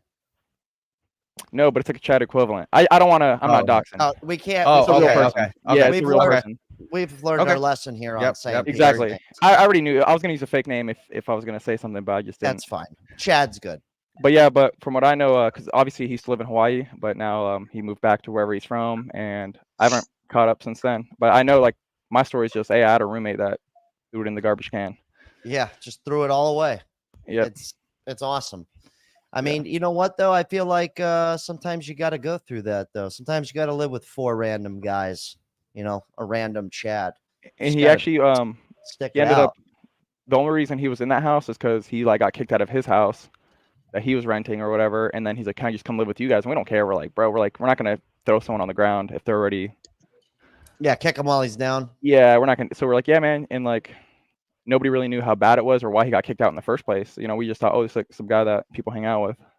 Yeah, Well, we had a when me and Taco here lived in Cali, we had a really nice setup for so we were living in the same apartment for about 3 months, 4 blocks from the beach, fucking chilling, dude. Triple chilling. Okay. Yeah. It was like Melrose Place. We got 2 honeys living in this unit, 2 honeys living in this unit. You know, this one honey's a stripper, so she's got stripper friends coming over, and you're just like, oh yeah. So it was really dope. But my dad ended up coming to live with us. And so he was so hectic, we had him out on the couch. We had a 3-bedroom. It was me, Taco, and my cousin Eric, who's like my best friend. You guys will eventually see him on here at some point in the future. But we had a sweet setup, and I said, hey guys, unfortunately my dad's gonna come stay with us. And they're like, yeah, it's cool, man. And my cousin, that's his uncle. He's like, yeah, of course. So my dad's like getting hammered drunk every day. And he's fucking up. He's really he's a bad roommate. He's not a good roommate. But the final straw was one day we all came home, and my cousin and Taco are like, yo, what is that smell? It smells like just smells like shit, literally like poop. And so we can't lock down this poop smell. It's not in the bathroom. It's not in the trash can. And we're sitting there looking at my dad. His name's Mark. And we're like, Mark, where is this poop coming from? Like, what did you do? Where did you poop? Like, we got to get rid of this. And he's like, I didn't do anything. So we eventually find it. And he had shit inside of a bag and just put it underneath the couch. Like explosive No, diarrhea. like a huge bag of shit. Like he shit in there 3 times. Sorry for the graphic details, but this is going somewhere. So that was like the final straw with him. So we go, you know what? We had a detached garage at the front of the apartment complex, but the garage, it wasn't like walls. What it was these 2x4s, so you could see into everybody else's garages. So we said stuff it. And we took them down there, and we ended up putting a couch and a TV in the garage, and we ended up moving them into the garage, which no AC. You could see into other people's garages. It's not the best situation, but we couldn't deal with it anymore. So we put them in the garage. Next thing you know, I knew it wasn't going to go well, but next thing you know, my downstairs neighbor comes up and he's like, hey man, look, I know your dad's in a weird situation, but your dad's pooping and peeing all up in the garage, and he's pouring piss. Dude, my dad was like peeing and pooping in like this bucket, and he just went out one day and threw it down the driveway. And I was just, dude. Yeah. Do you remember that? No, yeah, and it was bad. And the funny thing is that the bucket was filled up with Antifreeze for the car. So it just all blended together very nicely, and just yeah, it was. Hold on. We got more people coming up in here. Hold on 1 second. Oh, that's What the hell? yeah, that's odd. There's 2 of you now, David. There's a Very doppelganger strange. in there. All right, I'm gonna go ahead and remove that for a second. It's kind of tripping me out. Yo. Oh, Leonard, my boy. Leonard. What's Leonard, going on, my guy? Leonard Skennard. You Please come in don't. here. Please don't say that. I hate Len- that. You don't like that? No. Okay. No, not at man, that's all. Pat Williams. All right. Well, everybody All right, who's old new, Lenigan. everyone who's new to the live stream, this is Leonard. He's a regular here. He is a strapping young gentleman from Yeah. Ohio. He's got a lot of health conditions. His voice sounds robotic because it Lenny's is. fine. Yeah, I can do that. My brother calls me Len. It's fine. I'm gonna just stick with Leonard. Yeah. So Leonard, what's up with you? You have any shitty living situations you want to share with us, Well, or have you been pretty smooth? it's okay, I guess. I mean, dealable, yeah. But For me, like when I was living with my brother, it was like it was fine at first, but when I was living with him at his house, but yeah, I don't want to. It's fine. Larry's getting better. He and I have gotten better in our relationship wise. So he's what you call it. He and I, he's fine with it. We're fine. We're doing better now. But living situation wise, other than the fact that I have to do, I've taken like right before your show, I took my medication, so I'm. Oh, you're zooted right now? Yeah, zooted. Yo, my boy is woo like that. Yeah, Oh, medication all the time. Every Jesus day. Christ. Oh man. I'm grateful 4 for my different new- ones. So anybody new who's catching in now, you guys, there's a link in the chat here. I just posted it again. Whoever wants to hop in, talk about terrible living situations that you've been through. So we never got to David really quick. Yeah, David. David, back to what you. is your living situation Alien. like now? Oh, you're talking about me now? Yeah. It's been pretty cush. So when I told you about when I got out of the military and I had roommates for like 6 months, one of my buddies lived in that house. So like that's how I got in there. But me and him the whole time we're trying to find a place to live together. And we've been roommates for like 5 years now, but we just been hopping around. And now I live in a nice condo, not super nice, like budget condo. Well, you're in Hawaii, so Yeah, Yeah. it's pretty nice. we'll But assume it's a nice. What's nice is oh sorry, I don't want to be running over you. No. Oh no, so we've been roommates together for like 5 years. We Oh, work that's good. together, so we got to like carpool and stuff. We both have like a similar mindset. We're like, hey, you just clean up after yourself. Yeah, You know, you makes sense. and guess what? He has his own bathroom. I got my own bathroom. Like they're clean. Like I can go Chilling. in his bathroom. It's clean. There's not pubes and shit over. You know, it's not. I get it. disgusting. I get You it. know, and if I invite friends over, I'm not embarrassed. You know, like it's generally clean Good. all the time. You know, which is pretty nice. And we work together. We make good money. So like I never have to worry about like he covers his things and I cover my things. We split everything 50-50 and I've never once had to remind. Everything's on autopilot. It's just That's awesome, man. It's a Living the good dream. situation. It's a good situation because you don't have to like bicker about things or like 1 week I can grab, hey, you want something from whatever? I go spend $35-$40. Next week he can go spend $20, but we're not bickering over the difference, you know? You know what's hilarious is like me and Talk, I have a couple other best friends that, me and Talk, it's the same shit. It's like I've got two other tacos, kind of. Taco's the only taco, but I got two other best friends. And it's so funny because we work together too. And at work, a lot of these people can't comprehend having a best friend like how we are, where it's like you can live together, you can work together, you're like thick as thieves. You're really just you're operating on the same plane. And I always I always feel so bad when people don't have that. It's like having somebody that you could really work with and work together, like how you and your boy, you lived in different places, you work together. It's like you guys are moving forward together. You're like, look, let's just stick this out, okay?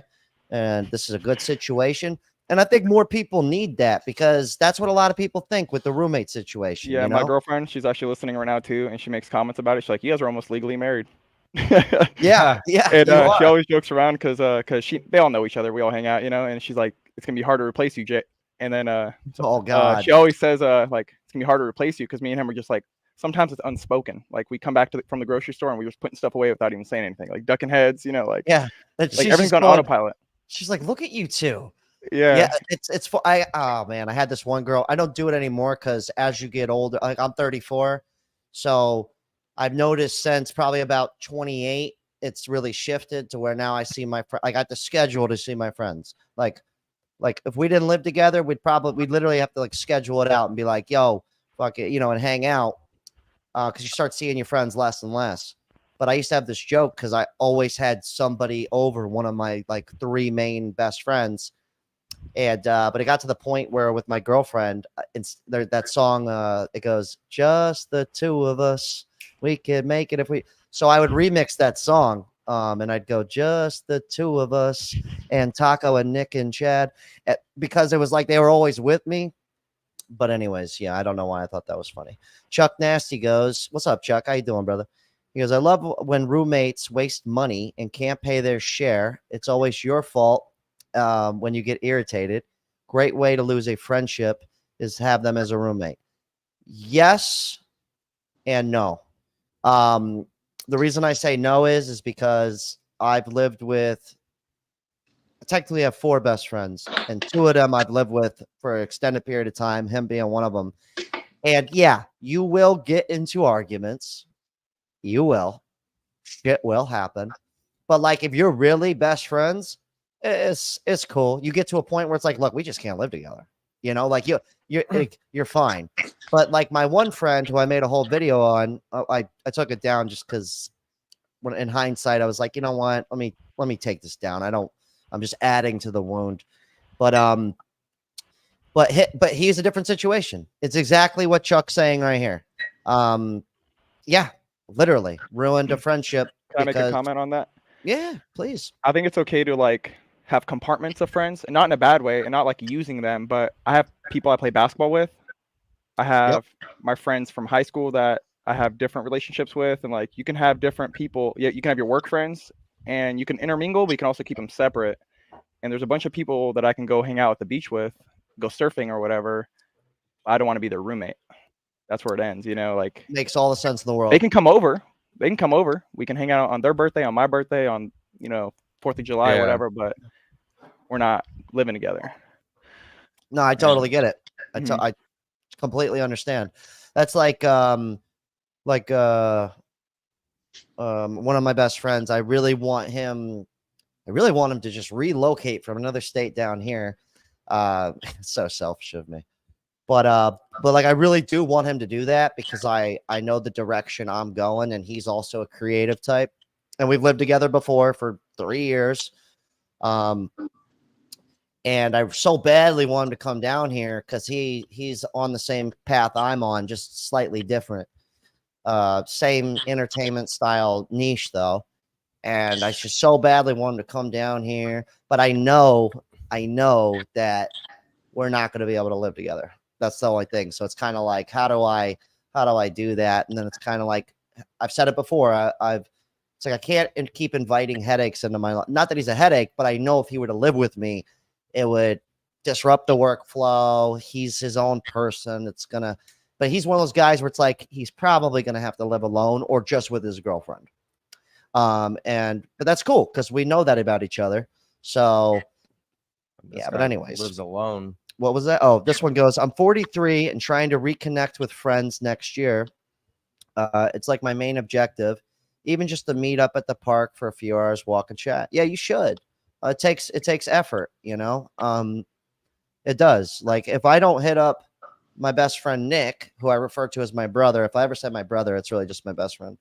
But like if I don't hit him up all week and he doesn't hit me up all week, one of us is going to have to suck it up and hit each other up. Next thing you know, it's going to be one of those things where we don't talk for 2 years because one of us, sometimes it takes you to be the person to reach out and go, hey, man, you want to hang out? At least you tried if they don't want to. And this guy lives alone. Let me see. I live alone and feel like I waste a lot of space in my house. I want to retire, get an RV. That's my plan. Yeah. Well, enjoy living alone. Trust me, if you want to take up that space, you're going to regret it real quick if you get the wrong people in there. Yeah. But at the same time, if you're in a tight pinch, you got to do what you got to do, man. You need a few roommates. That's what you got to suck it up and do it. Better to do it early than sooner than later. At least with that. All right, drop the link in the chat one more time. Anybody new want to come in here? You guys ever think about like living overseas? Because there's actually a lot of buddies that I know, and by the way, David, I wanted to ask, like, what branch were you in, man?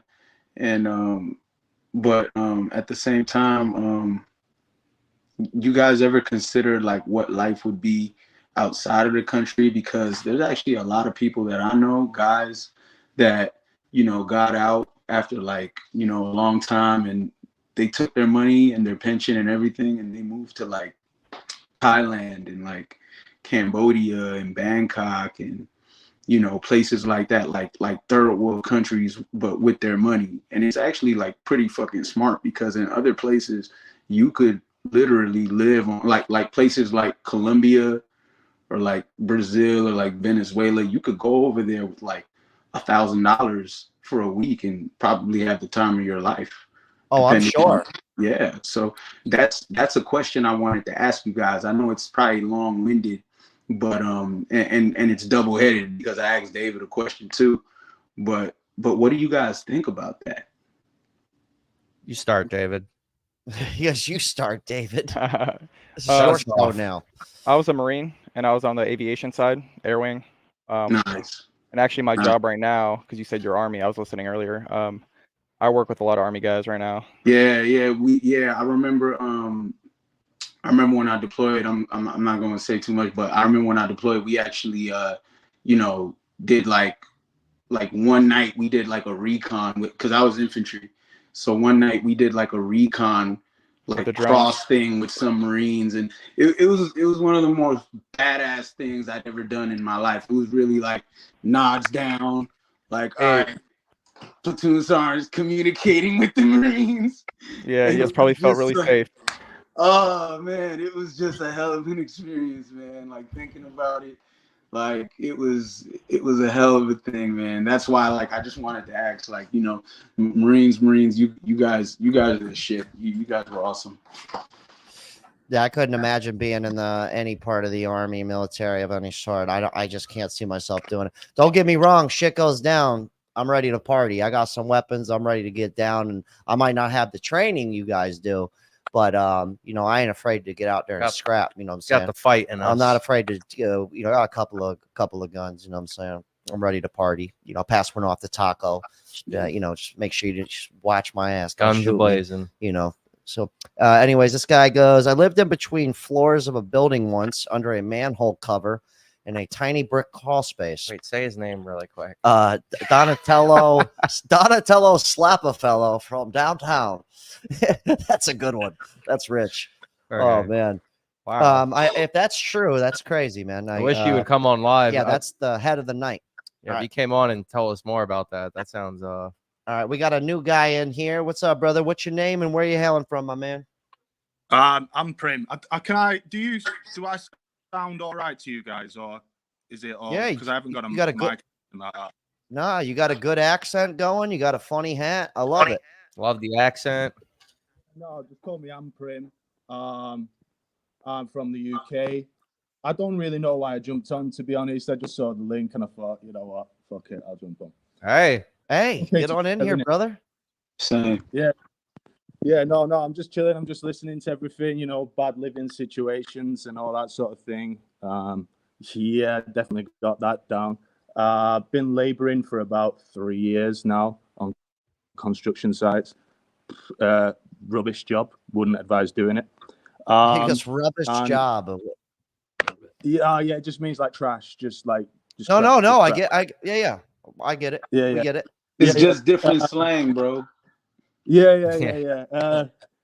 House share. So like, there must be like 30 people in this house. 30 people.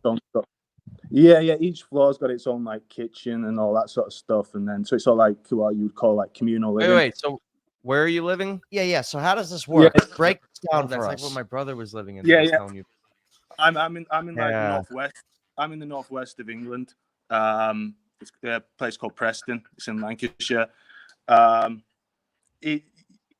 Sorry, what was it you were asking me? Oh, so I'm curious about. You said you live on a floor. You live in a building with 30 people. How does this work? Yeah. So my floor's probably got about 8 people. You get quite. I'm just going to close this window real quick. Go ahead. I don't want the neighbors to hear. You get quite a lot of foreign people. Like moving in. We're in the UK. You got quite a bad problem with like, I don't know if you guys know, with like immigration and stuff like that. I'm not going to cause like a debate or something like that. No, it's okay. It's fine. Yeah. We have it here too. Yeah, it's everywhere. I see stuff coming out of the US. Like the border crisis and stuff, like military just sort of like waving people in, and we got the same thing going on in this country and have done for the longest time. And I think it's planned. I think there's something to it. Like something's not right with that. More taxpayers. I hate it. Oh no, we've lost them. It's more taxpayers. They All want of more taxpayers. all of the people that live in his building on his floor just joined the Wi-Fi right now. Just Yeah, fuck yeah. 'em up. Just Yeah, kick Well, just them like, ruined from, his- just kick them you've from got the situation- Wi-Fi. Yeah. Okay, you cut out there for you guys about. just went for a month. I don't know. Mm. I don't know Oh, if you this was guys can getting see. good too. All right, you were perfect. You got to back up about 30 seconds. You got to start repeating everything from about 30 seconds ago. What was the last thing you guys heard? Okay, so we were talking about you live in a place and it's like a shared. You have 8 people on your floor. It's everything shared, and you were talking about a bunch of immigration, a bunch of foreigners coming in. Yeah. But I mean, like I can say, I'm not a hater. I don't hate people like. No, it's cool. It's cool. Or Don't, anything like that. It's yeah. just I personally think it's like a plan to sort of like sow chaos, so that Yeah. unmanageable, in order to get people to kick off, so then they can sort of like eventually further down the line implement like martial law, all that kind of thing, and that's how I sort of see it going. There's wouldn't been doubt it. kickoffs. There's been kickoffs in this house, but like nothing like major, I guess. But you know, stuff will go missing. You can't really trust people, all that sort of stuff, because you haven't. At the end of the day, you haven't got your own space. It's a shared space, and it just doesn't work. So what is something like that run you compared to like renting out a flat? I think we call a flat an apartment there. So what does that run you different? Like how much money can you save living in the shared space spot compared to like how much does an average apartment or flat run you compared to the shared space? So in the north, it's a bit. It's quite a lot cheaper than the south. If you're somewhere like London, you could be spending like it could be like anything up to like £1,000, more than £1,000. I know that's nothing to you guys because you guys work with a dollar, but I think it's something. It's like, about the same. It's about the same. Yeah. But then you got different prices for food and things like that. I don't know. It's no, different when it fluctuates. But what do you pay for something like so $1,000 for an apartment? That seems pretty reasonable. But no, I'm paying 455 a month, everything shared. But like one of the struggles that I had was that I'm classed as like a temporary worker, even though I work full time. I'm not working at the moment. Period, but because I just don't work Christmas periods. But like 455 is fine. Like if you could get a flat that's like cheaper than that. But then when I go to these sort of letting agencies, they'll sort of be like, okay, so are you working full time? Yeah, I'm working full time. Is it a permanent contract? No, I'm agency. Okay, we don't want you. So it's like it's not barred on it from like a financial, like fiscal point of view. I'm barred from just it. can't get accepted. Okay. Yeah. That's what it is. I can't get accepted. Sorry, I'm getting house shares, and it's just annoying, really. Yeah, I mean, how old are you? You seem pretty young. I'm 30. Okay, yeah, so about the same bracket. Well, you know what the cool thing is I'm assuming like, are you at least? I don't want to dig too deep. You don't have to answer stuff, but like, are you at least stacking some paper though? Or are you at least like No, it's not even helping. Like not even. So a living space, and then it's not even benefiting you. Yeah. Oh, that's just shitty. I mean, at least you got a great hat and a wonderful accent, so that's good. Thank you. You know, there's positives to everything. Good smile too. Look at this guy. Package deal. This dude Luke Jones goes, I live in a 6-bedroom house, but I am too used to my own space to have roommates. Missing out on hella paper. Looks like we got a little bit of somebody sent something. One moment here. Steve Fanslow with the 5 hot ones from downtown. He goes, is there competition for jobs, cheap housing, used cars, bar stools, etc.? Yeah, you don't watch that show every week? I don't know. It's called Life. Yeah, I think so. We've actually, you know what? I've noticed a lot of people coming to apply. Cause me and Taco work at a restaurant, and we're in the front of the house, they call it. So we're like waiters, bartenders, and I've noticed a bunch of people coming and applying. Like, have you People, noticed that? yeah, but like people who are A like lot. have college educations and Dude, people with college educations no, I'm saying like Yeah. people with that's for a waiting job, you know, it's like, Mm. I think what happened is, you know how nobody was working in 2020, 2021. It was like, you see these videos pop up where it's like, why everyone's quitting their job. And, you know, I'm not going back to work. Even one of my ex-girlfriends, she was like, I'm never working again. This free money's the shit, you know? EBT, what? You know, and I was kind of like putting up with it, even though it was pretty bum behavior. But, I'd lie if I'd say I didn't eat some of that free food, because I did. But yeah, I think what's happened is now that the you know, the money's ran out and the fairy tale's over with the no working and the free money. I think now it's like, yeah, I think the competition is pretty thick for the most part, especially for a good paying job. Like, because a lot of people might not be aware of like waiting tables and bartending. You could get in a good place doing that stuff and make $70,000 a year, 30 hours a week.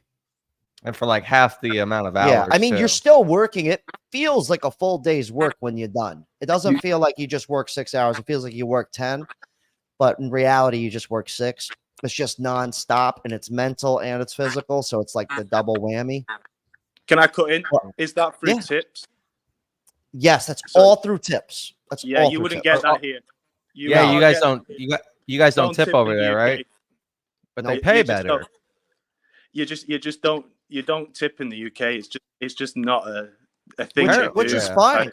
Which is fine because I actually don't like the whole tipping culture. That's I kinda like you give and you shall receive. crazy in the UK. That makes sense to me. But the tipping culture in general, it's like, I don't like working for tips. I don't. I just never wanted a regular job. So that was the life I chose. You know what I mean? I I quite chose like it. that. I think it'd be better if the UK. Opened up the tipping culture. Oh, he froze again. Goes up again. He's ruining the entire live stream. I'm getting pissed. Wait, but look at Just this kidding. guy. This guy said stacking. Like, look, Wait, what does he say? Stacking pounds. Oh, stacking pounds. Yeah, because they I don't know why I they thought that pay was in funny, pounds. but Yeah, I he get said it. No, it's good. Stacking pounds. That's good. What is this? Stacking pounds. We'll wait for him to unfreeze because this is getting good. I like the UK cat here. Scott Martin coming in heavy. He goes, the powers at B are moving pawns around, causing disruption because they're going to be the ones selling solutions. Oh, creating problems creates a demand for a solution. Yeah. Yep. Wow. Actually, that's Very well said, really, Scott. really well said. I just saw a very long paragraph here. I just kind of clicked on it.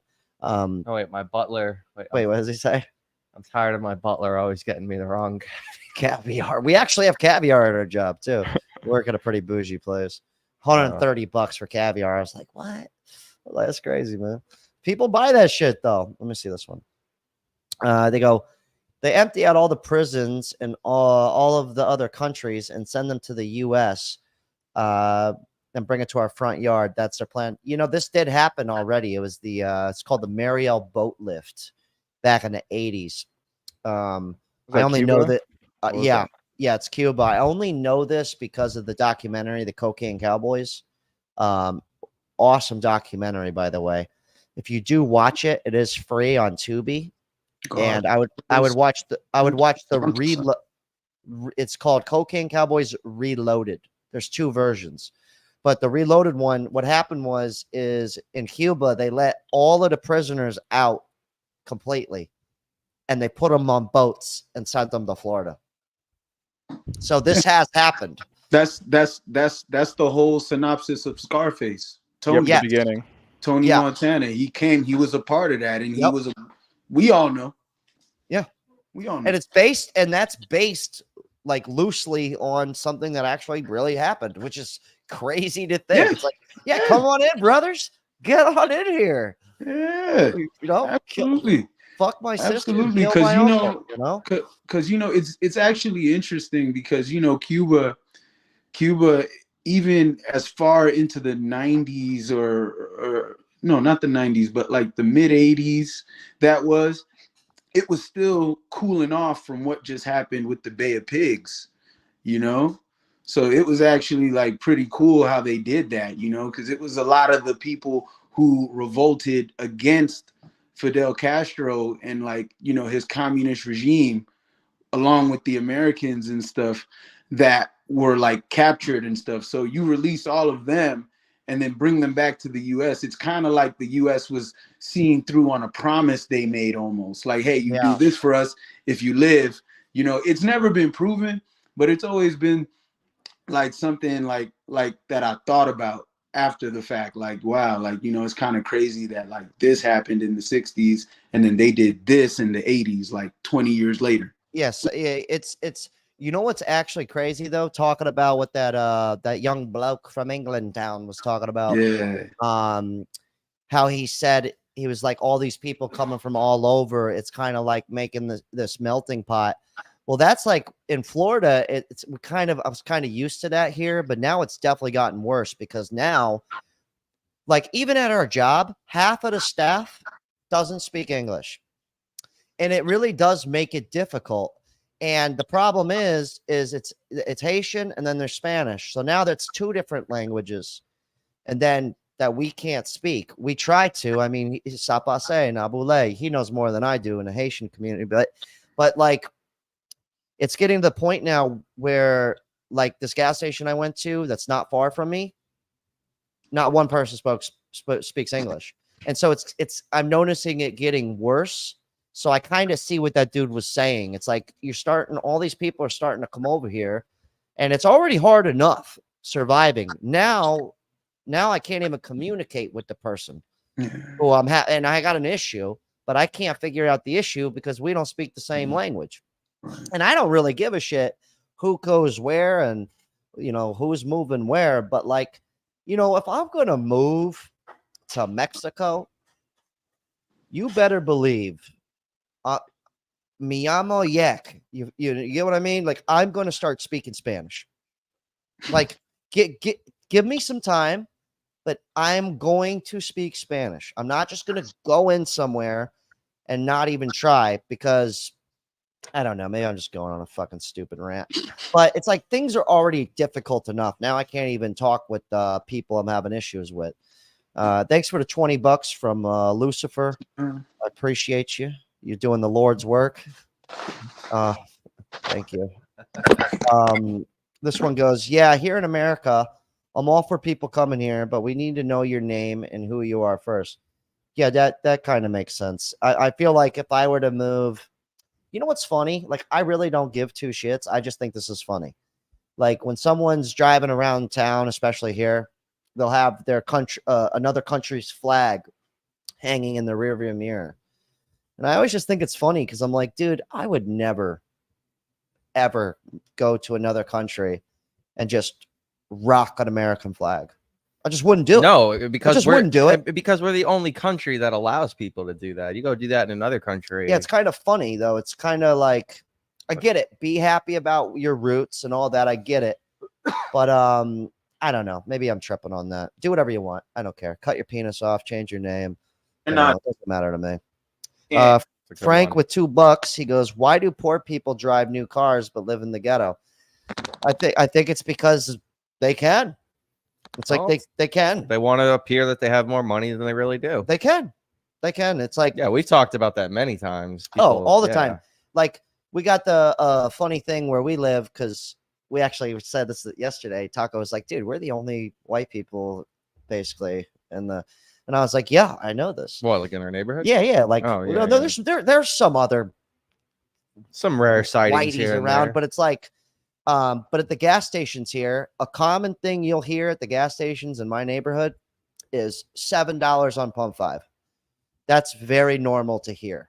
And they're not driving motorcycles. I'm talking about BMWs, Benzes, you know,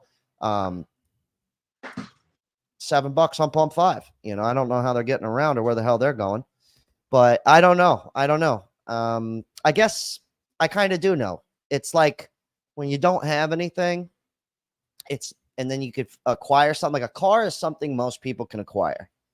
So that's like a step of getting. It's like someone. It's like wearing a Louis belt. It's like, man, I got something. You know, a nice pair of shoes. It's like, at least I have that.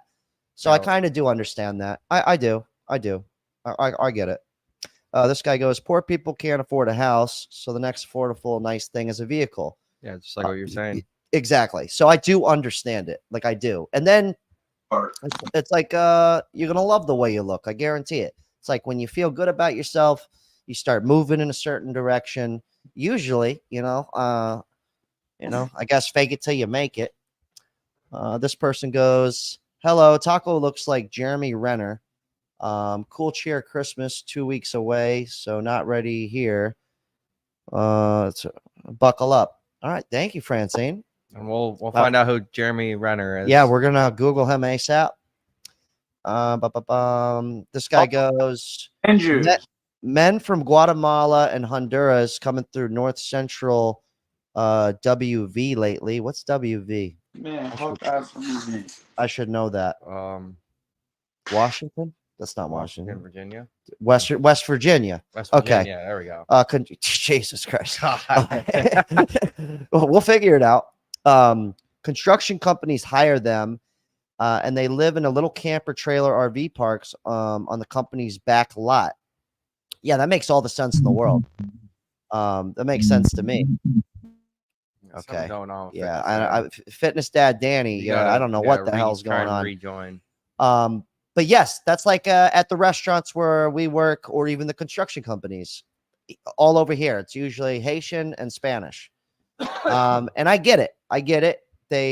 You could pay them cheaper. They're not on the books. And they'll work longer than basically anyone else.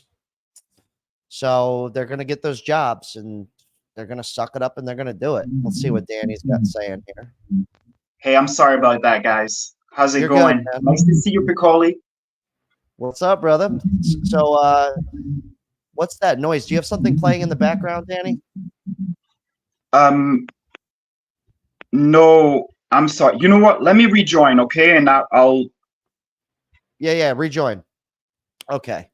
Sorry about that. What the fuck? What's wrong? No, Jeremy Renner. Oh, he's looking up Jeremy Renner right now. CDK, what's up, brother? How you been, man? Renner was in the Hurt Locker and the Avengers. Oh, that's why I don't know who he is, because I haven't seen either one of those. Yeah. All right, so I'm going to send out the link one more time here. If anybody wants to join. It's going to be cool when we get here and this link is overcrowded and I can't get to everybody. That's going to help. But you know what? I'm happy with how things are going. I want to thank everybody for being here. It's awesome. Let me see. Lack of financial education. Yeah, I've been there. I think we've all been there. Mm-hmm. Let's see what else we got. Let me see. Dude, okay. Enough with the Jeremy Renner thing. Just looked him up. No, I don't. Yeah, it looks nothing like and him. I would admit it if I did look like him, but I'm not seeing it. Okay, this is actually a crazy topic. The solution for illegal immigration: make welfare recipients work the jobs Americans don't want to do. Okay, well, speaking of welfare, I couldn't believe when we lived in California. I couldn't believe how easy it was that anybody could just skip on in to the Social Security office same day. Bam. $300. Just like that. I've done it. He went there telling the story when you guys went as a fucking party. Yeah, we went as like a crew. We're just like, hey, like none of us have any money. Like we don't. You got to tell them how many, like just on a whim on a Sunday, on a Wednesday afternoon. Wednesday afternoon, probably six or eight of us, and just go in there. And we were told if you go there, no matter how long you have to wait, you will walk out with a card with money on it. So he said, all right. So we just planned our day, sat in that bitch for like 8 hours, and then what do you know? All of us walked out. I've talked to my buddies about this and like my family, and it's like something that bothers me about welfare. And I think people need it. There's a single mom out there and might need it. Situations like that. Someone lost their job, they need it. I think we need like a support system. But what bothered me is a lot of people I know, and even growing up, Like I didn't grow up rich or anything. And a lot of my friends, we all free school lunch, free, EBT. But a lot of people spend $300, $400, $500 a month on weed and alcohol and drugs, but they're getting welfare. Yep. And I'm like, there should be random drug tests if you're on welfare. I'll Anytime. admit, and Thanks, I'll should be the admit, case. like me and my friends didn't need it. We were perfectly capable to go Yeah. get jobs and hustle and not buy weed and stupid stuff. But we were like, oh, let's get the easy route. And So those are that's things that I'm not against. I don't care if you smoke weed, and I don't care if you drink alcohol. But if you're having fun, Yeah, if you're make sure spending you money at the don't. club, Yeah, if you're going to the Dude. bar twice a week spending $80, but you're on welfare, everyone's kind of going, Mm. Yeah. Put it this way: But we had a leech. We had this guy. His name was Adadine. I don't give a shit. I'll say his name. He was like a fun friend to have, but he was a royal screw up, and he was a bum, and never had a job. Doesn't want a job. He's going to live with whatever ugly girl he could get with that will let him come move in with her, knowing him for 2 days. Yeah, puzzle. He will sleep on your porch without your permission. literally. Oh, No. The best is Yeah. he stayed at the crib for a couple weeks, and he went down to the DMV and got an ID with the address. Our address on his ID. on his ID. Like, Yeah. And I'm like, you do not live here. And he's like, yeah, I know, but I need an address. And I'm like, I just can't believe he was even able to get it. Like, I that just know. goes to show you out anyways, there. so this guy, we're not friends anymore. He'll hit me up once in a while. I'll talk to him here and there, but no way will he ever know where I live again. Absolutely not. So, but this guy would literally, EBT comes in, he'd literally call me every fucking time that EBT would hit his card and go, Jack, I got $250 in EBT, man. I'll sell it to you for $150. Please. Yeah, because yep. And dude, it got to the point where he would ask me, like, on the third month, I took him up on it. I said, come on, we're going to the grocery store. Let's go. Damn. And so he paid for everything. I maxed out the card basically all the way. And I just handed him $100. He's like, dude, I said 150. I go, that's not my problem, dude. You want to call Social Security and see if they think that's a fair deal? It's like, I'm like, dude, you want to be out here. You just want to be drunk all day, smoking weed, sleeping on my porch without my permission and just doing the most. And you just want to, I'm like, bro, I ended up, it was selfish of me to have him as a friend because he was always available and he skateboarded. I like skateboarding. So whenever I wasn't working, there was always somebody to go skate with. That was why I had him as a friend. But then it turned into like, I'd get a call from Taco and he's like, bro, I just came home. Adadine's sleeping on our couch. Like, did you let him in? I'm like, bro, I haven't talked to him in a week. What are you talking about? Yeah. Literally, he was just sneak into our house. I'm like, anyways, he ended up doing like some serious prison time. So it's not like shit didn't catch up. So, happy ending on that Yeah. story. I said, thanks for her. Yeah. Anyways, that was a long-winded thing. But anyways, Danny, what's up, brother? How you doing, man? Hey, I'm doing good. But I wanted to tell you things are not going very well here in New York City. And I'm sorry, I hate to put you on the spot like this, but I want to raise to everyone the fact that there's so many young men here being diagnosed with autism. Well, actually, no, it's not autism.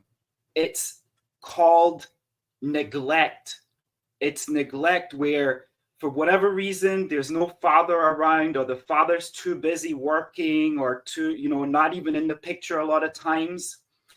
And these kids are left mostly with the mom who doesn't know how to be a mom and doesn't understand anything about men, but she has this son she has to take care of. And all these like young boys are being diagnosed with autism, and actually it's not at all autism. It's some people call it the autism spectrum. I call it the human spectrum.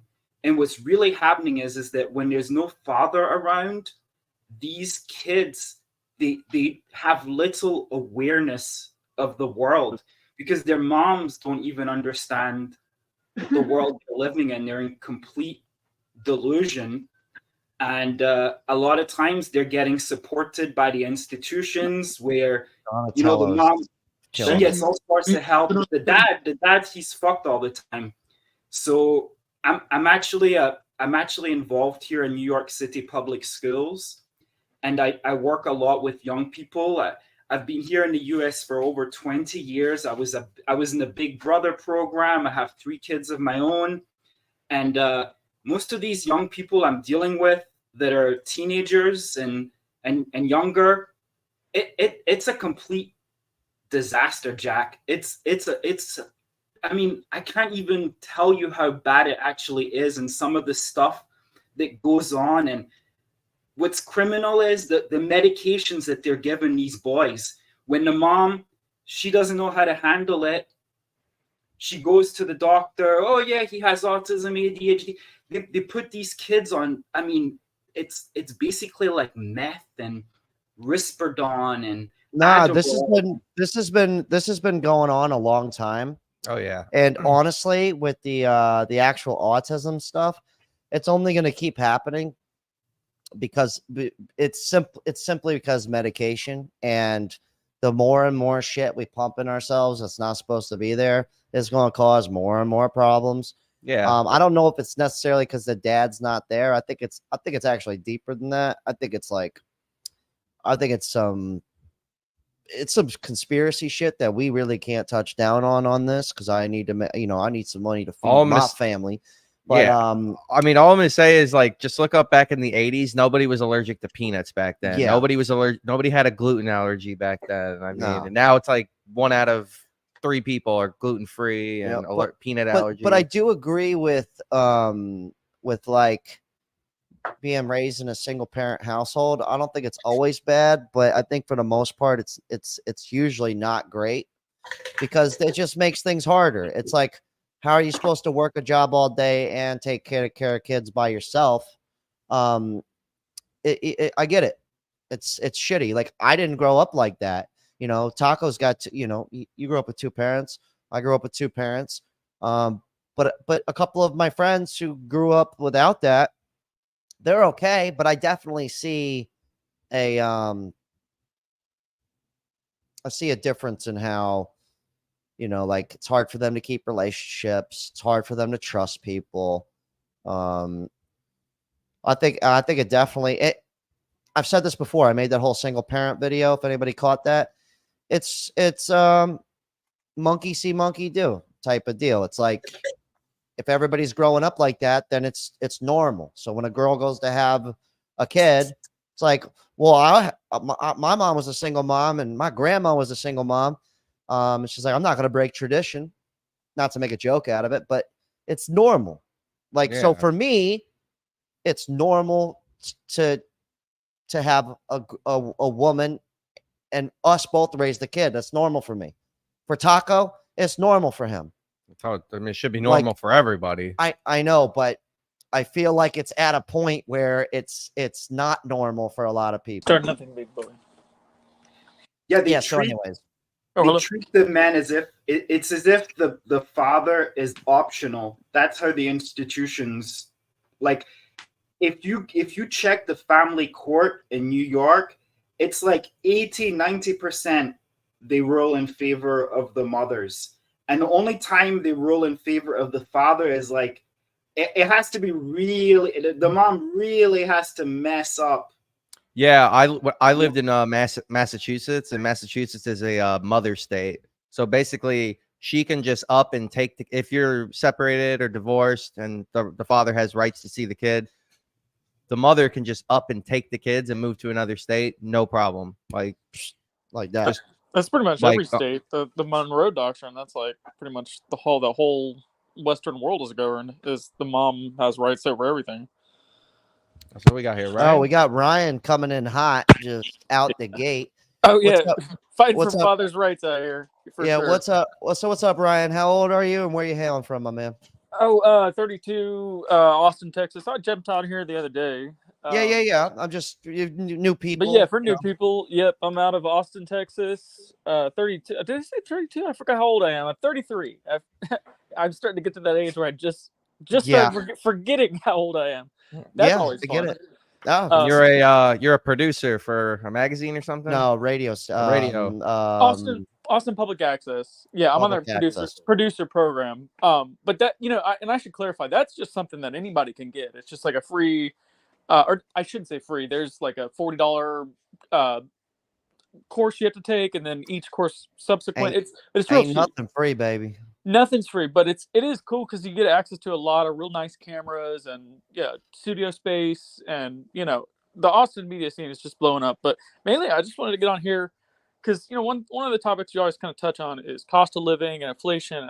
I've just been trying to fight that, and it's just gotten real bad. I've just noticed it's gotten real bad. Everybody's been talking on social media. Food prices, everything is up. Oh yeah. And so for a little while, I mean, actually for years now, I've been looking into the whole digital nomad thing.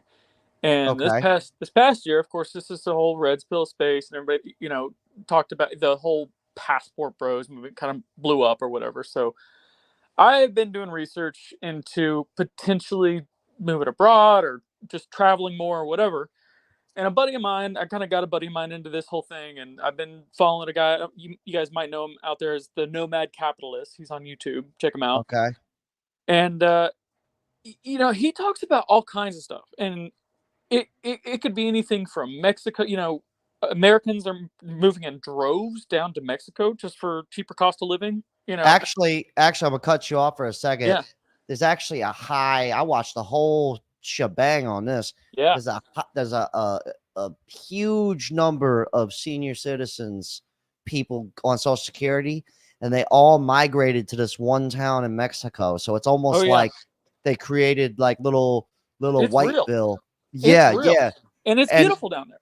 It was cool to see that though, because I was like, oh, I'm glad they didn't just sit here and take it up the ass, and they're actually doing something about it. And it you know, it changes their perspective too. I mean, there's that old Mark Twain quote about, you know, if you spend your whole life in one little corner of the world, you know, and something about, you know, it's the best cure for bigotry and whatever. So it gets you out of a rut, I think, sometimes too. But yeah, retirees go down to like Playa del Carmen or whatever. Belize too is really good for a lot of Americans because it's right just south of Playa del Carmen, but it's an English-speaking country, and people don't even know Belize. They speak perfect English. I mean, I would have never guessed. Yeah, people don't even know. It's a tiny little country. It's right next to Mexico, so it's on the mainland. You can drive there in, you know, about, you know, 20 some odd hours.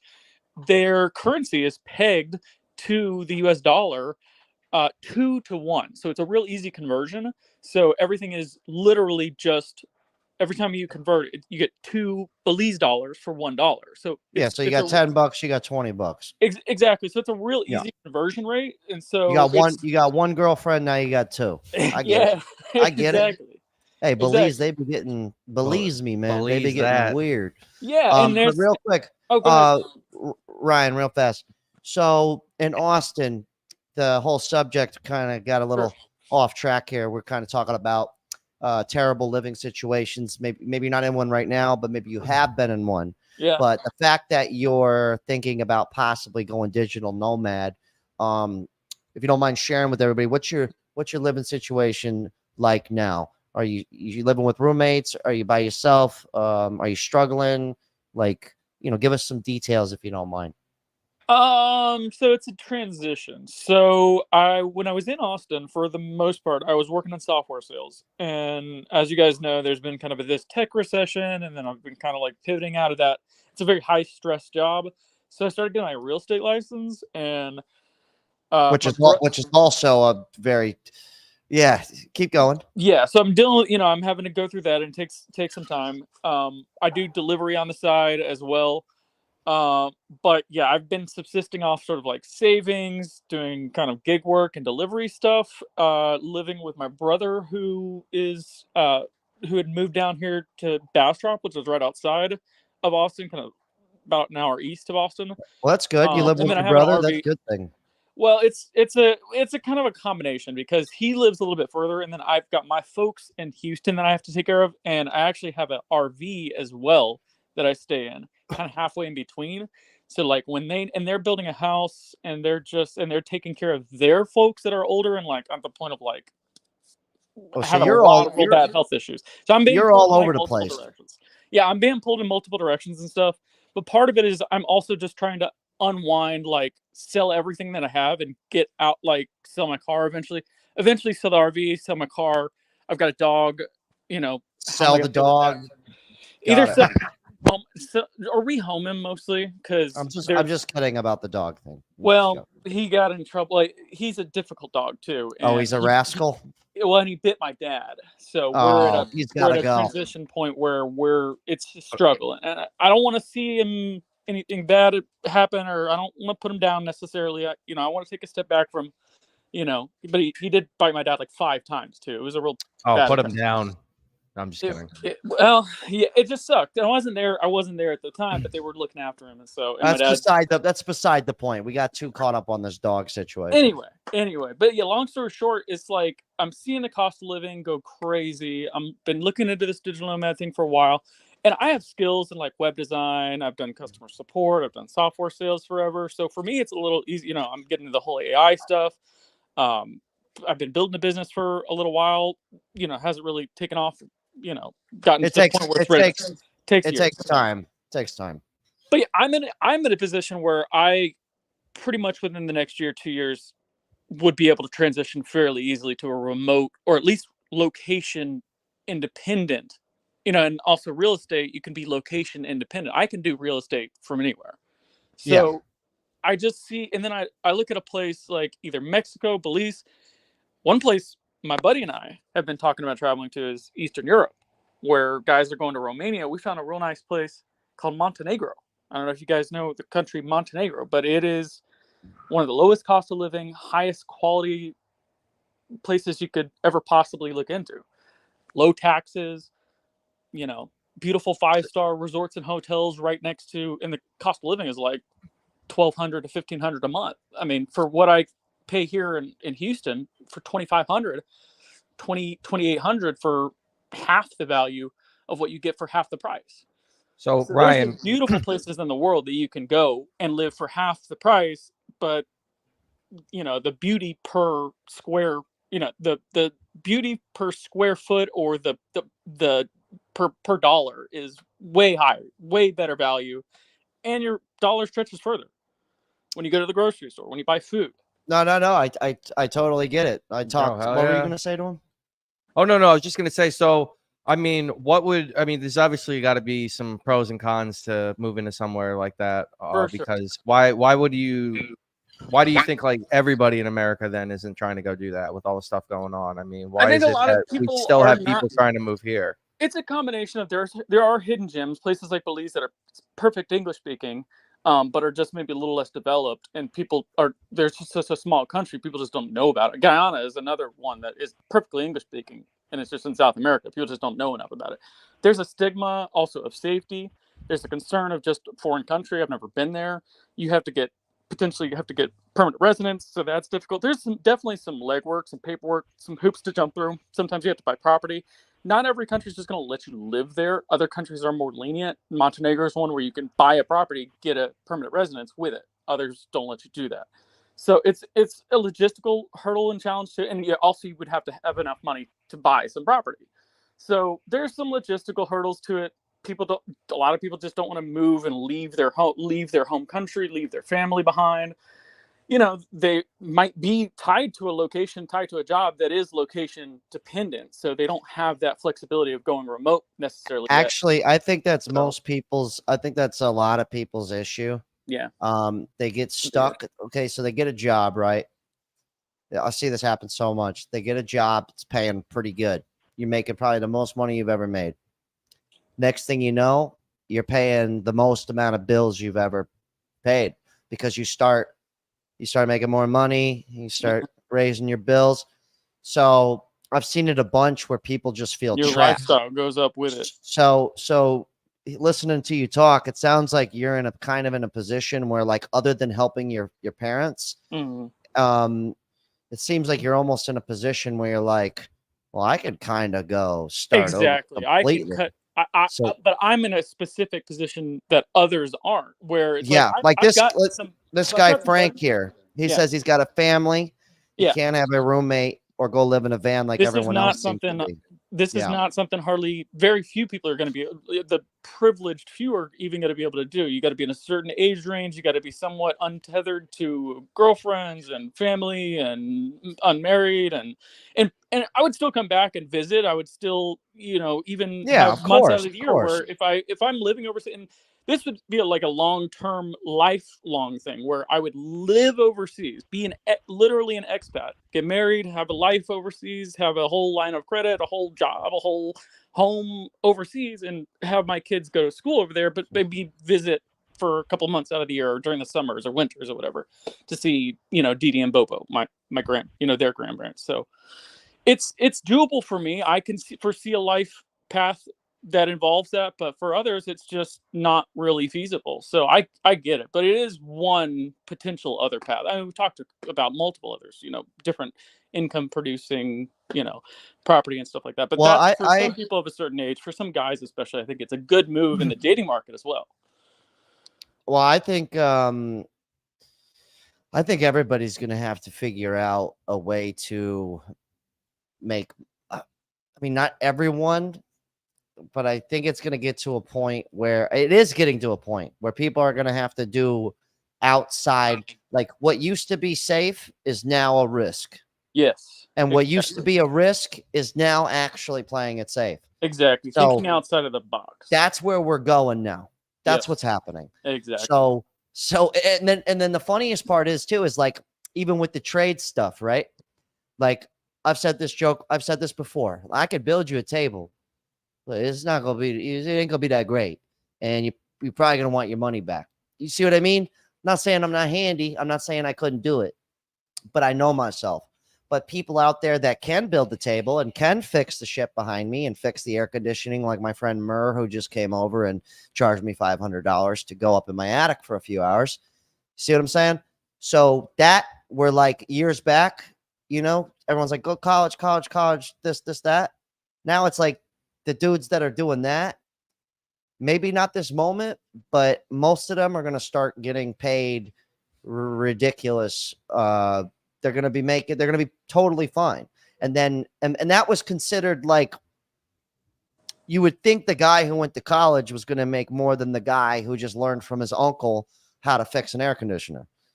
So it's kind of like the practical shit it's like going out the window. Like David here, you said you work on airplanes, right, bro? Yes, sir. Yep. So not many people out there. I don't think I've met. I'm thinking here. I don't think I've really met anybody who's ever said out of their mouth to me, I fix airplane engines for a living. Yeah, but look at every airport, Yeah, but I'm saying, nobody personally. Not many people can do it or are even thinking to go even that route. You know what I'm saying? Like this, what I'm doing now, other than this, because overall I'm a comedian, right? But the content in general, anybody could sit here for the most part and just do this and try and make it work. And everybody's trying to do that. And they should. They fucking should. Even a car mechanic. I think it's smart if you fucking talk about being a car mechanic. Why not make an extra $1,000 a month if you could, for talking about what you're doing anyways? It's like, why not? It's like in how things are going and everything. I totally get it. Like when I started selling crap on eBay and doing all this resale stuff, I was like, why not? I was like, why shouldn't I do it? It's like people are buying this crap.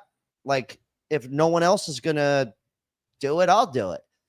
You have self-confidence. You have confidence in yourself. Yeah. And a little bit. Look, I've hired a lot of people. I worked for 10 years at Log Me In, and before that I was at Citrix, I was at eBay, and I also did the e-commerce. I started the e-commerce business, and let me tell you, it's very hard to find good people, to actually find somebody with a head on their shoulders that has just a basic self-confidence in themselves is very rare. Most people are very broken. Most people are very depressed. Well, you also have a lot of people like growing up. I think my parents, out of all my friends' parents, all the parents I would meet, my parents seemed to be the only ones that were in my ear saying the opposite of what every other parent was saying to them. Like my parents, polar opposite of his parents. Not like completely, but in the way, like his parents are like, get a job, do this, school, like. Well, my parents are cops, by the way. Both my parents are cops, to paint you a picture. Yeah. So, but they were very like, dude, just get this down. You can, you know, get a pension, or you could do that.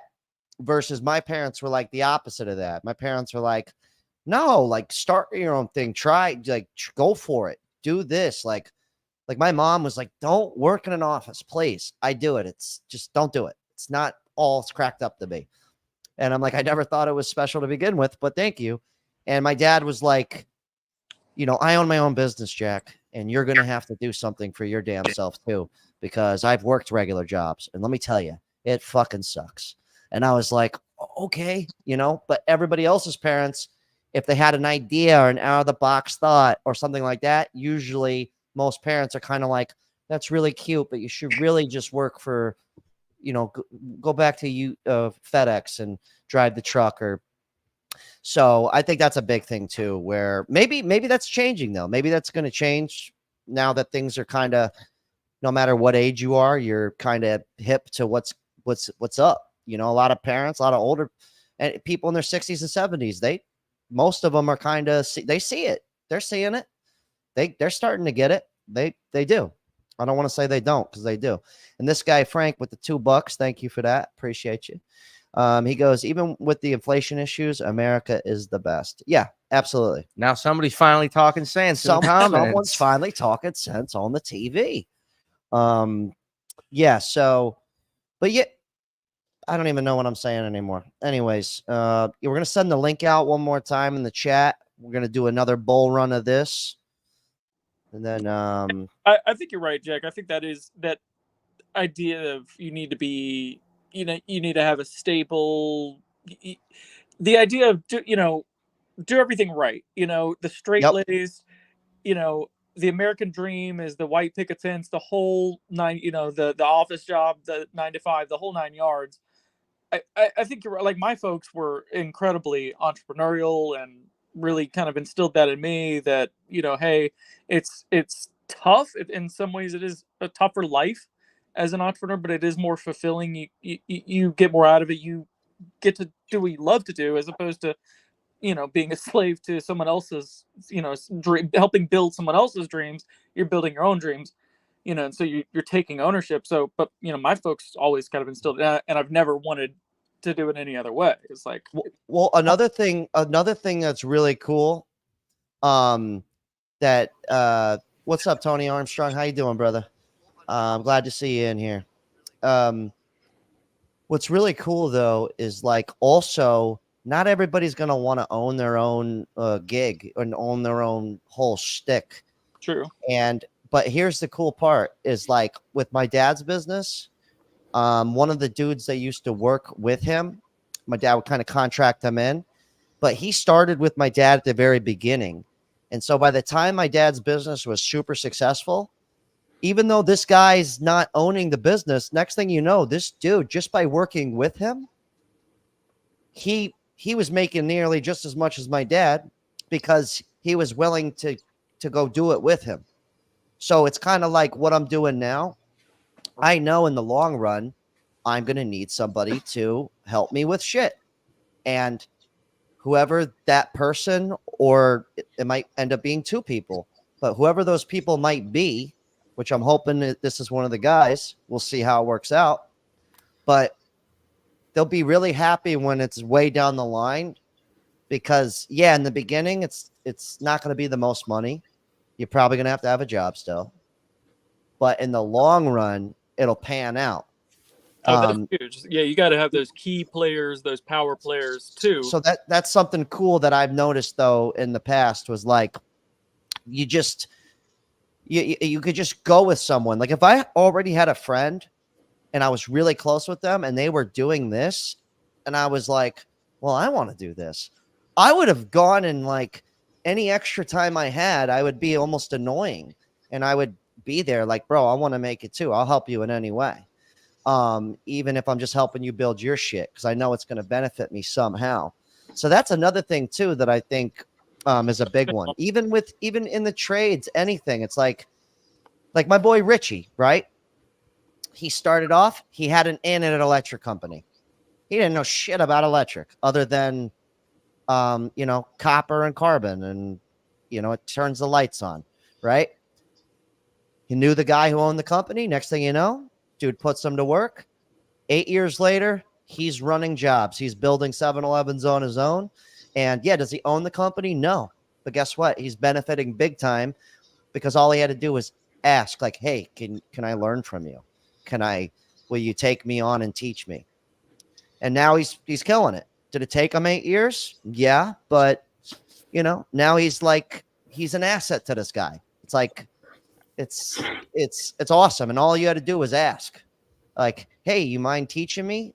And it's like, also, are you willing to maybe do it for free for a little bit, which does suck. But anyways, we got Keeping It Keith coming in here hot. What's up, Keith? How you doing, brother? Good, man. How are you? I'm great, man. I agree, man. Experience over education, especially when it comes to the trades. If you can get in with somebody, I worked with a buddy for a year and a half that did concrete. I knew nothing about concrete, had no interest in doing concrete, but I learned some skills that I'll have for the rest of my life. And I built some stuff that will literally outlast me. I mean, I'll be able to drive by these, jobs and projects that we did for years and be like, I built that. I made that. Yeah. So that was my grandpa. Yeah, there's like a level of like accomplishment to it. If you're ever with a contractor and you're driving around and you're in the area where they work, that's all you're going to hear. You're like, oh, I put that sidewalk in over there. I put those steps over there. That fence back there, I put that fence up. Like, they never forget those projects. And that's something that, like, it's a good feeling inside that, you know, you built something, you accomplished something, and it's going to be, like I said, it's going to be there longer than I'm going to be here. So, yeah, no, it's awesome. It's true too. Like, absolutely. My grandfather did crane operator. He built water towers, fucking, apartment buildings, the whole nine. And he would do that. And I probably heard that he built this one water tower in Detroit probably 100 times. But he was in his 90s when he passed, so I could understand. I'm like, Gramps, I know you built it. But anyways, Keeping It Keith's here. Keith, why don't you introduce yourself? How old are you and where are you hailing from, brother? I'm 41 years old. I'm from Pittsburgh, Pennsylvania, and I did YouTube for a little bit, and I kind of fell out of it, and I've been dipping back into it, and nothing crazy. Just I came across your channel, and I enjoyed it. We had a chat one day on the phone, and we had a great chat. Man, that was a nice, good conversation. I hope everything's working out. We talked about some different things. So good talk. Yeah. And I heard about what was the video about your buddy the other day? You lost. I guess it's kind of on topic with the subject, because me and this is Taco here. He's co-captain on the lives. We were discussing kind of like all the hard time, like living situations we've been in, because we're in like such a good spot right now. Yeah. And we were just reflecting. So we decided to start making topics on the lives. We kind of have like something we could focus on. For the new people coming in, they're like, okay, we're talking about rough living situations and hard times. Cool. So, but the friend thing was kind of a part of that living situation where, basically moral story is I've helped this guy way too many times. And then the moment I said, I can't help you, it was a huge fuck you. You're an asshole. You're not a good friend, Jack. And it was kind of just, you're sitting here like, you're going, what? Mm-hmm. I'm like, are you stoned right now? He probably was, to be honest. He smokes a lot of weed, which is cool. It's hard when it's the people that are closest to you.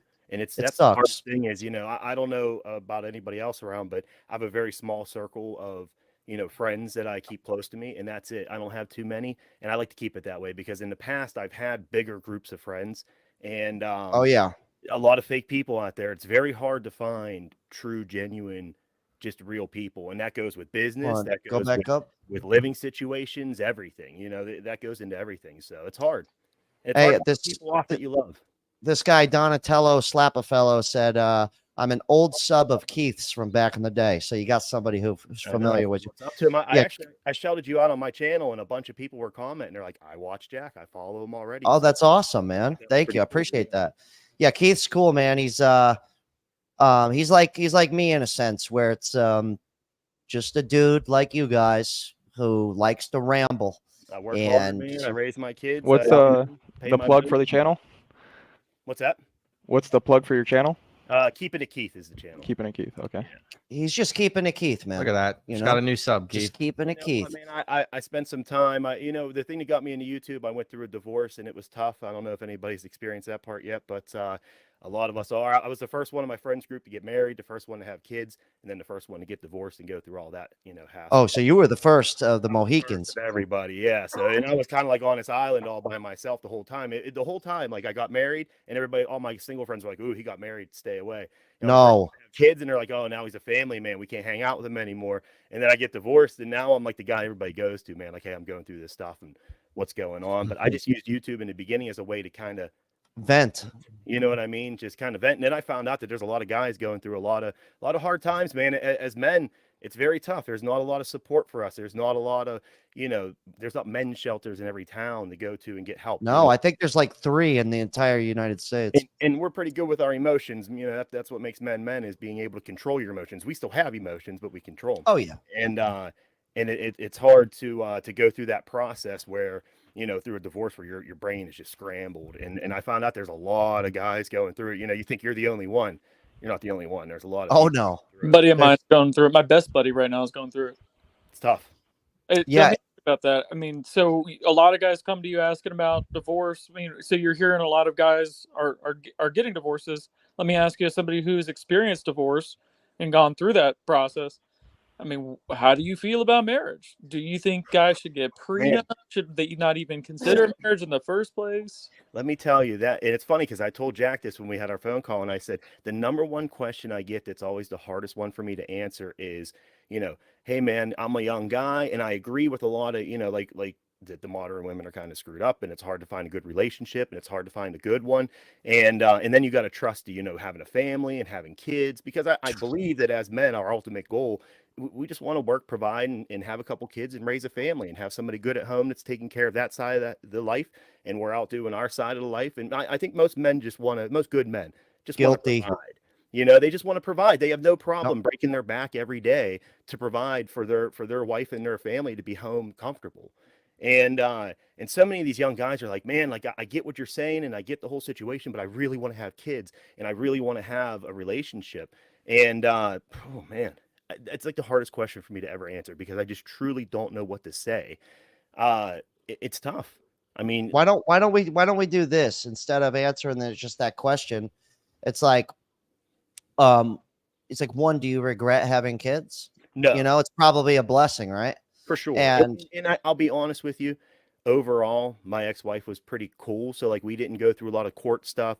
We didn't deal with a lot of child support stuff. We both made about the same amount of money. So there wasn't a lot of we were pretty cordial on a lot of things. And that's awesome. I was worried for years and years because I'm like, man, at any moment she could just flip that switch and take me to court and, and run me through the ringers and, knock on some wood. My oldest just turned 18 and my youngest is about to be 17. So I got one more year and I got no more worries of it. But my kids are my greatest accomplishment in life. They really are. And I wouldn't know where I would be right now without them. I mean, I don't know. They just give me such a purpose that I can't explain. And I love them. I always say, I wish I had my 2 identical children the exact way they were, everything about them, just with a better woman. Like that's it. But I guess I could have done worse. I could have done better, but I could have done worse. Yeah, you could have done worse. I look back on some of the chicks I've been with, and I've kind of laughed about it. Where I go, man, if I had a kid with that chick, I would be. I got buddies that are getting just So let me ask you this though. So because part of the topic here was rough living situations. So what was the transition like going from family, mom and dad, the kids running around and, hey, don't touch that. And, that whole just, to be, there's always something going on in the house. What was that transition like? Like, scary. Give it to us. Very scary. Very hard to, it's one of those moments as a man where you're really forced to self-reflect because you end up all by yourself, just sitting in a room, with dead quiet and you have to. But I mean, I'll really compact my story. We were married for, I think, about 6 years at the time, 7 years, and we moved to Florida. And 6 months in, she says, I want a divorce. And I'm like, I didn't even have a job yet. Her job had transferred her down there. So I was kind of like, what do I do? Right. Like I'm Wow. completely lost. And we were renting this a pretty nice house. And, you know, it was a home, a 3-bedroom with a nice pool in the back and all that stuff in Florida. We were living good. And at that moment, it was just like, and my initial thought was, it took you a lot to get to this point to tell me this. So there's no changing your mind. Like by the time they come to you and actually say it, the decision's been made for Yeah, months. they're ready. Waiting, They're ready. waiting for the moment to say it to you. And then I go, well, so then we had to live together. We were only 6 months into this. I was paying a pretty penny for this house we were renting when we first moved there. And I had to stay living with her for like, it's about 5.5. It was almost to the end of the lease. Like I moved out about a month before the lease was up. So So wait, so you had to live together. You're broken up, and then you had to live together. And then now, did you guys have to play? Did you have to play nice for the kids, or did you kind of fill them in? No, my hardest thing was always trying not to badmouth her in front of the kids, just because I knew that in the long run, like that's an important thing for men to know, is that in the long run, your kids will know who's doing the right thing, especially if you get divorced when they're young. They don't understand it then, but as they age, they'll realize, you know, if mom's doing bad stuff and dad's doing good. They really, Kanye's dealing with that right now. His kids are saying they'd rather be at his house than at Kim's house because it's all mayhem over there. And at Kanye's house, it's normal, it's structured. Yeah, he's chilling. Yeah, he's chilling. And over there, it's Camera City and constant, you know, social Yeah, media. they're so focused on, you know, because that's something I'm kind of dealing with now. Not to get sidetracked, but like, you know, because I do want those things you just said. And I'm not sitting here banking on it, right? Like I'm not working with my lady. You know, I keep things separate. And that's because you got to have some stuff outside, right? The eggs in the basket thing and all that. But like, you know, doing this, I know that I'm supposed to be doing something where I'm making people laugh. I'm calling bullshit and I make people think. And I usually say what everyone else is thinking in a weird manner. It's just something I've always done. And I know that doing this, I'm going to be able to provide not for myself, but for my family and my friends and whoever needs help in the long run. I'll be way better off doing this than something else. So that's kind of why I'm doing it, not just for the money, but I'm really not great at anything else. So one, I have no option, and two, I'll be able to provide for my future family. But at the same time, what I'm doing, that, you know, I say some pretty outlandish stuff sometimes, and let me tell you, been there. You know, on my girlfriend's side, you know, let's just say her parents, they like me, don't get me wrong, but once they start watching some of my videos and stuff, I gotta tell you, it's definitely having an effect on the relationship. I can feel it, you know what I'm saying? And we'll see if it's meant to be. If it's meant to be, we'll work it out. But the funniest part is I'm like, I'm doing this so that we don't have to stress. That's the funniest part. And we can go anywhere. We can live anywhere. It's the funniest thing. Yeah. Yeah. We can live a great life. I know. I'm sitting here going, that's the irony of it. And that goes for just you with being married with the kids. It's like, I'm not just going to work because to make me happy. I'm going to work so that we can be happy and we can do this.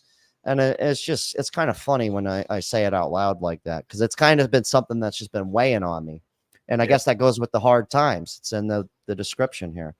Trying to keep things on topic. You gotta look at yourself, and you gotta, you know, when you're doing this, you're putting yourself out there, and it's tough because when you have controversial opinions, which I have a ton of, you're putting yourself out there, and you're really letting people hear what you're saying, and it's, you know, it's always like, it's crazy to think that I don't mind having, I mean, I think I have on my channel, I don't know, 4 million views, something like that. And I'm like, to think of like 4 million other people watching my stuff, it doesn't bother me. But that one person I know who watches it. And when I go to, you know, I was just on a trip with my family, and my brother-in-law always calls me Keeping the Keys. What's up, Keeping the Keys? Keeping the Keys, baby. And it's just like a weird little, like, you know, because I've always wondered if my ex-wife has ever watched my content, because I've never really bashed her, but I've definitely put out stories and in life. Yeah. Someone showed it to her. Someone showed it to her. Yeah, with her. So I'm always like, man, I wonder if she's watched. I wonder if she's I wonder what she thinks. You know what I mean? Like that whole avenue of it. So Yeah, and I got to tell you, it's a difficult thing. And the reflecting thing, you're right. You're right, because now, after all this has happened with the family and even with her, where she, you know, she's kind of like, sometimes I swear a lot. I just fly off the handles. You know, it's just, and when I watch it back, I go, you know what? You're right. And I don't need to swear to be funny. I don't have to. Yep. I guess it's just how I was brought up. My dad swore a lot. My family swore a lot. My friends, you know, just kind of the environment. they say it's a sign of intelligence, swearing. Yeah, but now I look at it. Yeah, it's true. I'll take that. Yeah, tell him. Yeah, well, you tell your father that I'm fucking smart. No, Yeah. so, but it is making me look at it and go. You know what? I think they're right in some aspect, but I'm not gonna like let you guys dictate, because I don't, you know, because they have plenty of opinions on their own, you know, of just life in general, politics, all this stuff. You know, when I walk into your house for dinner, I didn't ask for a full-blown political debate, you know, and I don't care what you guys think about who's what and fuck who, and this guy sucks and this guy's run the country into the ground. You know what? Does it make, because you say it within closed walls and a general public can't see it, does that make you, it's kind of, that's how I'm starting to look at stuff. I'm like, oh, it's so hard to explain. It's so fucking weird. It's just, I'm going through it. That's all I'm going to say. It's just that step when you go public, like you're no Yeah. longer, have you been recognized yet? Have you been out in public? Yeah. And been like, man, you look familiar. Yeah. Yeah. A few times. Yeah. That's always kind of wild whenever that, especially when you're thinking, you're like, man, I know that people all around the world, or, well, I mean, I seen some guy in your comments earlier, it was from like Brazil or something. It's always crazy to see all around Thanks, the world. Ryan. And then you're like, somebody right here in my hometown, my daughter and I, years ago, we were at a, like an Animal Friends adoption place. And some guy goes, man, you look really familiar. Do I know you? And I'm like, no, I don't think so. And he goes, are you sure? He goes, man, he goes, you have a YouTube channel? Keeping it Keith. And I'm like, yeah, I do. And he goes, I've watched your YouTube channel. And I'm like, it's crazy to think that somebody just in your small little pocket of world is seeing you, that you have no clue who they are, you know? Yeah. Next time somebody recognizes me out in public, they're going to go and they go, dude, I love your stuff, man. It's great. I'm going to go, hey, you should tell my girlfriend's father that. Yeah. Let me give you Hey, hold on. Yeah.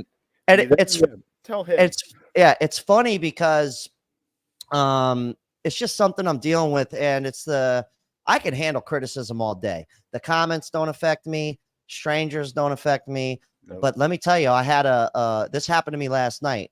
So I was just binging through a bunch of comments, getting through them, answering people. It's what I do. I take time out and I just go through it. Yep. But once you go through 400 comments, you're sitting there for an hour, you're going to see some bad ones, right? That's fine. All good. I save them. I put them in the hate folder. And then I'll make a video on it and I'll make money off of your negative comments towards me. It's a win-win. I love it. Yeah. It's a good idea. So then, no, it's awesome. It's fun. I got one. I'm going to cook one up next week because I got so many good ones, or bad ones, whatever you want to call them. So I do that. And then all of a sudden I go through a thing with my girlfriend where she now, instead of her parents having an issue with a video, she had an issue with a video on her own because I called someone's ex-girlfriend a whale, which I shouldn't have said that. I didn't mean to. Was she? But as true as it was. Yeah. Okay. But to be fair, I wasn't making fun of her. It was more a shot at him. It wasn't a shot at her. It was like, anyways, like you're that desperate. Anyways, whatever. I ended up taking the video down anyways before she even told me about the thing. And I was just sitting there and I'm like, oh my God. I'm like, you know what? You're going to have to get over it. Somebody commented in here. They said it's called show business. I literally said that to her. I go, It's entertainment. I go, do I walk around in public saying this wild stuff to people? No, I don't. It's entertainment. Do I make people laugh in person? Yes. It's my specialty. Strangers are my specialty. Okay. Get it? Absolutely. But there's a certain way you do it. And, so I'm kind of trying to get that in her head. But here's the kicker. I go to my job that I don't even like that same night. what happens at work? Anybody? I get more criticism now at a place I don't even want to be at, nor do I actually have to work at. I'm just doing it because I need to just kind of test out the waters with the income from this stuff. But technically I could quit my job. I'd be just fine. So work people were giving you crap about Not, you. not yet. It was customers. It was customers. Service business. Yes. It basically like, you little waiter, you know, kind of like, oh, you didn't even know cucumber came in your sushi roll. It's kind of like, you know, and I dealt with that with like every single table, which usually isn't the case. Usually it's really chill. And I don't take shit from people either at work. I'm always more like, you know, I handle things in an odd fashion. Like somebody's bitching about, oh, our food's taking forever. What's going on? And I go, guys, relax. It's more time to spend together. God, come on. You know, I handle stuff like that. But I have these little things I'll do. But man, let me tell you, like last night, it just hit me because it was like the comments, then my own girlfriend. So it's fake world, this real world, and now a job I don't even fucking like. I'm getting it. So it's just the trifecta. And I'm just sitting there like, as good as everything can be right now. But you got to also look at it and be happy that you're being who you want to be. That's true. You're saying what you want to say. You're being your own person. And I mean, like I said, I'm 41. I know I'm a little bit older than some of you guys, and I'm sure 34 than me with their wisdom. But the one thing I can say is that the biggest moment in my life where I changed the most was when I just stopped caring about what other people thought. Just completely like being me unapologetically all the time and not caring about what other people think. And when you get to that point and you can really, and that takes a lot of, like I said, self-analyzing and just looking at yourself and being real with yourself and holding yourself accountable for everything that you're doing. But when you get to that level, you're just kind of like, I don't care anymore. Like I just had a comment today. You're one of my biggest disappointments on YouTube. Your channel was doing so great and you were really taking off and you were posting all this content and then you just like fell off, man, and you stopped posting and who knows where you would have been? Who knows what you could have got to? And I'm like, yeah, but this wasn't like this wasn't my life. This was just a way for me to vent. And I enjoy it. And I definitely got to get to Gab, so I enjoy talking and everything, but at the same time, like this wasn't my all too. And same kind of thing. I was just like, hey man, I said, I went and did my own thing. I'll post when I want to post. If I don't want to post, I won't post. So I want to take a year off. I'll take a year off of it. Like I'm doing. You're keeping it Keith, dude. I'm keeping it Keith, baby. No, I'm just every day I'll do what I want to do. And that brings a certain level of like, when you step out of the real world and you can not be a part of the rat race anymore, man, it's such just a relief. Like you just feel, you know, I'm looking forward. I'm looking forward to it. Yeah. I mean, I've experienced it a little bit with I had a resale business, which stuff still sells here and there. I'm not actually working towards it on a daily basis or nothing, but I still have stuff that's up there that's listed. But, you know, for about a year and a half, you know, I was my own man. I was my own boss, you know. And I got to tell you, it was really awesome. But I knew I was supposed to be doing this. And it's funny, though, when somebody comments like that, and it's like, you really fell off and all this. It's like, bro, did you not hear everything I just said in these last 77 videos about getting divorced and losing my life? How long can I keep talking about the same? And especially when it comes to like the women thing, like everybody. Yeah, how long can you keep talking about it? Yeah, keep bitching about it before I just get to a point where I'm like, I'm done, man. Like I don't care anymore. I got more important things I could be focusing my time on than complaining about women on Facebook or on YouTube or wherever. Yeah, you know, it's just not worth it. Yeah, like for instance, let's say you do on your channel too, like you get stuck in this. Yeah, you know, you're that guy that does this. You know, I think we were talking about that where you're like, I don't want to just get pigeonholed as this guy that does this content, and that's the hard part is you get to that point, and then when you try to pivot, there's like no pivoting on YouTube. The second you try to change, it's like an uproar, and then and then when your own subs don't watch your stuff anymore, then it doesn't get pushed out in the algorithm, and you disappear. That's why it was funny because we'll start landing the plane, as they say here. So any last takers want to pop on, I'm going to send the link out one last time.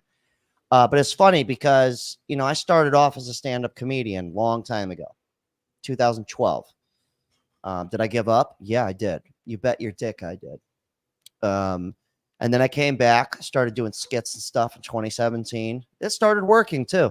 Guess what I did? I gave up. It wasn't working fast enough. Typical, right? The classic. But when I started back up and doing it again, I said, okay, what do I have to do to actually make it besides giving up? I've learned my lesson on the giving up thing. I'm not going to do that.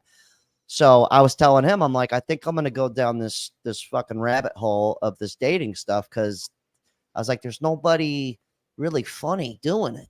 It's a you know, I was like, yeah, and I was like, I enjoy it, you know, and I was like, I think I'm going to go down that rabbit hole until I get enough people who go, oh, this guy's funny.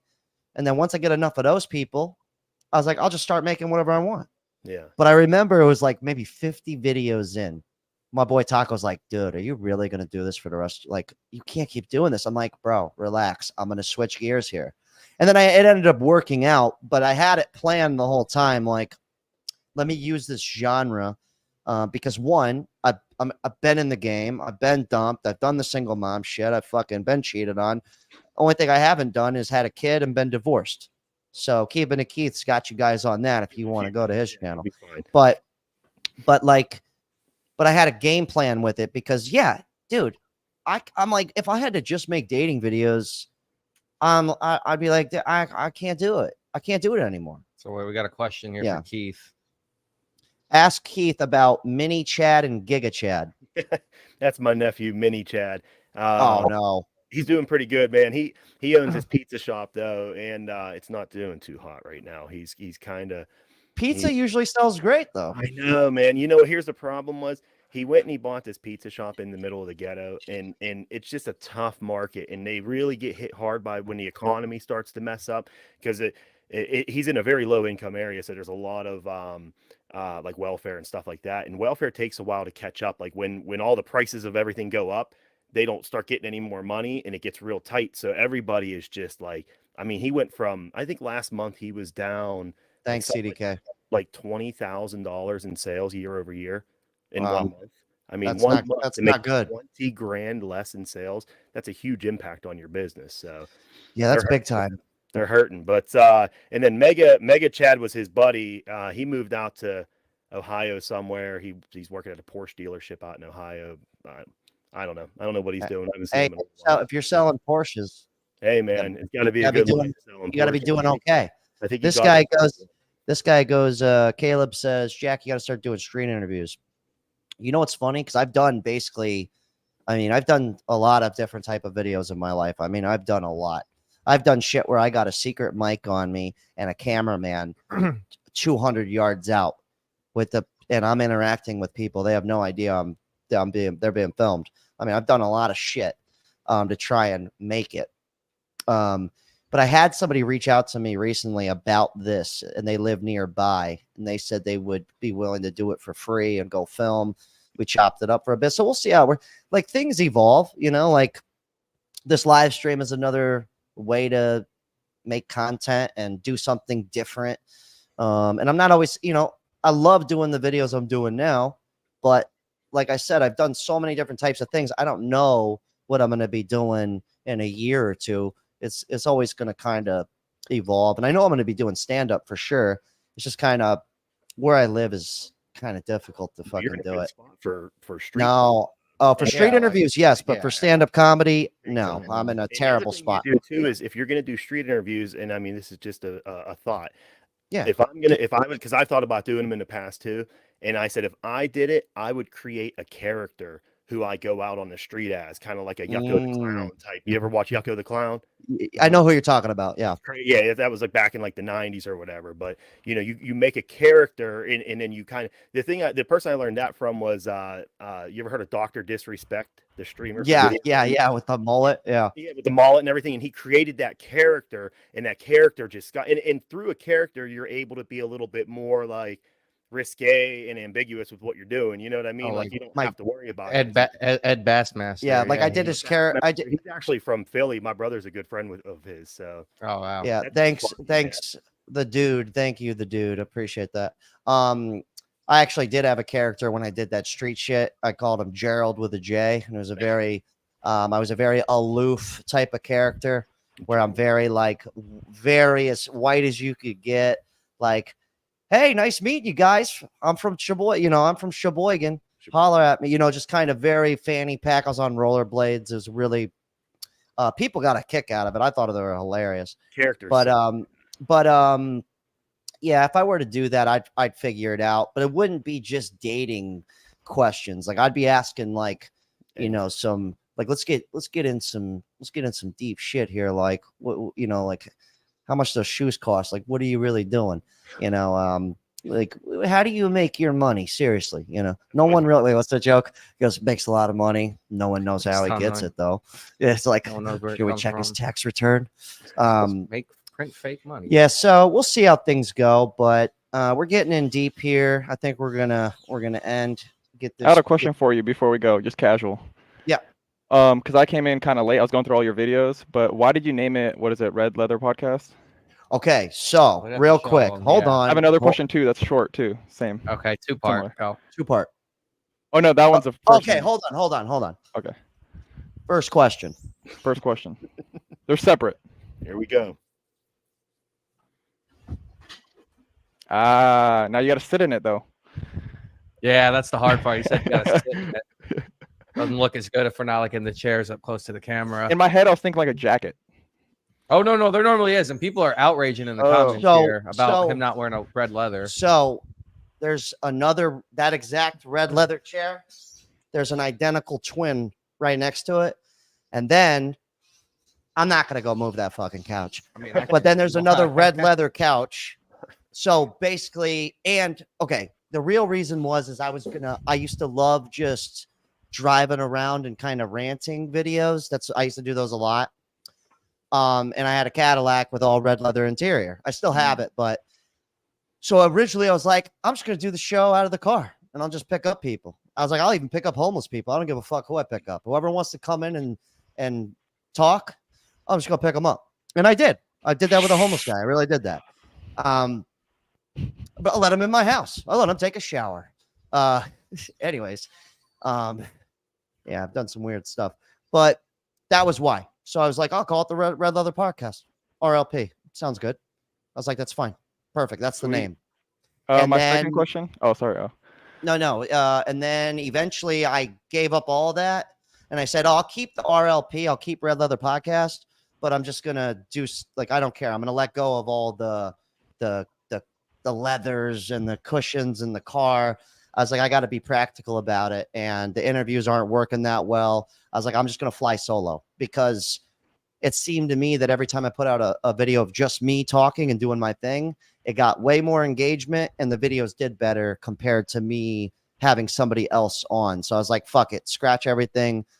You're off the show. I'm going solo. So that was it. And then the red leather jacket that I have, that was kind of a joke because people kept asking me what RLP meant. So I had like one video kind of blew up for me, 5,000 views, fucking went bananas in my world. But there was like 10 comments. What does RLP mean? What does RLP mean? What does RLP? So then the next video, I happen to have a red leather jacket that's vintage. I said, fuck it. I'm just going to rock this and I'll explain to them what it means. Next thing you know, if I didn't wear the red leather, people got mad. So now I just wear it. Nice. My second question was, because I'm trying to like read you, but what kind of music do you listen to? And how much of the day do you spend listening to music? So basically, if I'm in the house, I listen to like old music where it's like, and girl, I'll take you to town. Like kind of more just music where it's like we got some 1940s like big band shit that we'll play on the stereo we got. But usually we don't play it much. It's mostly like if we're cooking dinner or like, like we had it on a little earlier when we were setting up for the podcast. If I'm in the car, I'm all over the place with it, man. It can go from one song could be rap. The next song can be ZZ Top. And then the next thing you know, I've got a CD of Bob Marley playing. My favorite song of all time is Jammin' by Bob Marley. Nice. But I would say I like so much different music, dude. It's I'm the same way. I can go from like country to rap to like R&B, just like that. Yeah, Yep. so I like anything that's an actual good song. It doesn't matter the genre. If it sounds good to me, I like it. I like, and we're from the skateboarding world. So in skateboarding, there are so many songs used in these skate videos that I would never have heard of it in my life. And now we just know these random bands, with some lead singer who's a chick, this band called, what's a band called? The Cardigans. It's like, no one knows who the hell these people are, but we know who they are from skateboarding. And like, even my girlfriend, I played this one song. It's called Losing Your Favorite Game. It's actually a really good song. But she's like, what the shit are you listening to? I go, it's good. And you know it. Next thing you know, like 2 weeks later, I hear her in the shower. I hear the song playing. I was like, I knew it. It'll hit you later. I know it. I go, and you called me gay. Yeah. Yeah. If a song is good, it's good. Yeah, that's how I am. It doesn't matter the genre. He It's liked good. Mozart and Yeah, I actually listen to like You guys go classic. I go like way- old symphonies and Symphony 7. Yeah. Yes. Symphony number 42. Movement 3. Yep. Yeah. It's like So- 15 minutes long. Yeah, Oh, like yeah. I like one of my personal favorite songs. This shit bumps. It's called Nightmare by Artie Shaw. There's no words, but let me tell you, this song, if you play this song in the car or some nice speakers, yo, it makes you feel like you're gonna go rob a bank, but What was it's it called no again? words. It's called Nightmare by Artie Shaw. Is Bro, it scary? Why is it called dude, that? I don't know. There's it's no intense. words, but you No kind of words. they give you the tools you need to succeed. Yeah. There's no words, so it's kind of however you take it. Yeah. But anyways, guys, we're gonna end on this note. Keeping it Keith, you guys should go check out his channel. He's super cool. Like he said, he might not post all the time. And don't expect just dating content from him. He might go on a rant about his summer in Wichita that didn't go too well. Hey David, real quick before we go, what's your YouTube? I don't really have a YouTube. Like, I don't make videos. Oh, okay. Oh, you talking Yeah. about Keeping it Keith? It's Keeping it Keith. No, yeah, I'm gonna get Keats, obviously. Yeah, Okay. I've actually of thought course. of making videos at some point, but I'm not. I got you. I'm gonna be subbing to you, Keith. Thank you, sir. All right, Appreciate it. well, guys, hell of a show, hell of a talk. Keith, I appreciate you coming Tried to on. catch you earlier next week, I didn't get a notification that you went live, and I was like, "Wait a minute!" He said Sunday night, and I went and looked, and your little dot said live. I'm like, "Oh, let me Yep. jump in there." I didn't realize you guys were already going. What's it? Yeah. Like? Oh, yeah. We're almost 3 hours deep right now. That's crazy. But yeah, Keith, why don't we do this next Sunday? Hop in on the very beginning, Sounds good. and What time then do you start? 6 o'clock, East Coast time. Yeah. So, but yeah, Keith, appreciate you coming on. Everybody, go give Keith some love. He's a cool dude, as you could already tell. Hey, man, I appreciate And it. David, appreciate you guys. And God, just hell of a talk. Wait, how do I shut this off? Boom. I gave you the red Done. line too. Oh yeah, what? There he is. Does it Wait, work? He goes up. No, Oh, he's like wrong remote. yeah. You Oh, got, you got keep double- it Keith, brother. Keep Double it Keith. remotes. All right, I'm hanging up. All right, Party's good luck over, with that, boys. Keith. Hell Thanks, of a talk. Later, guys.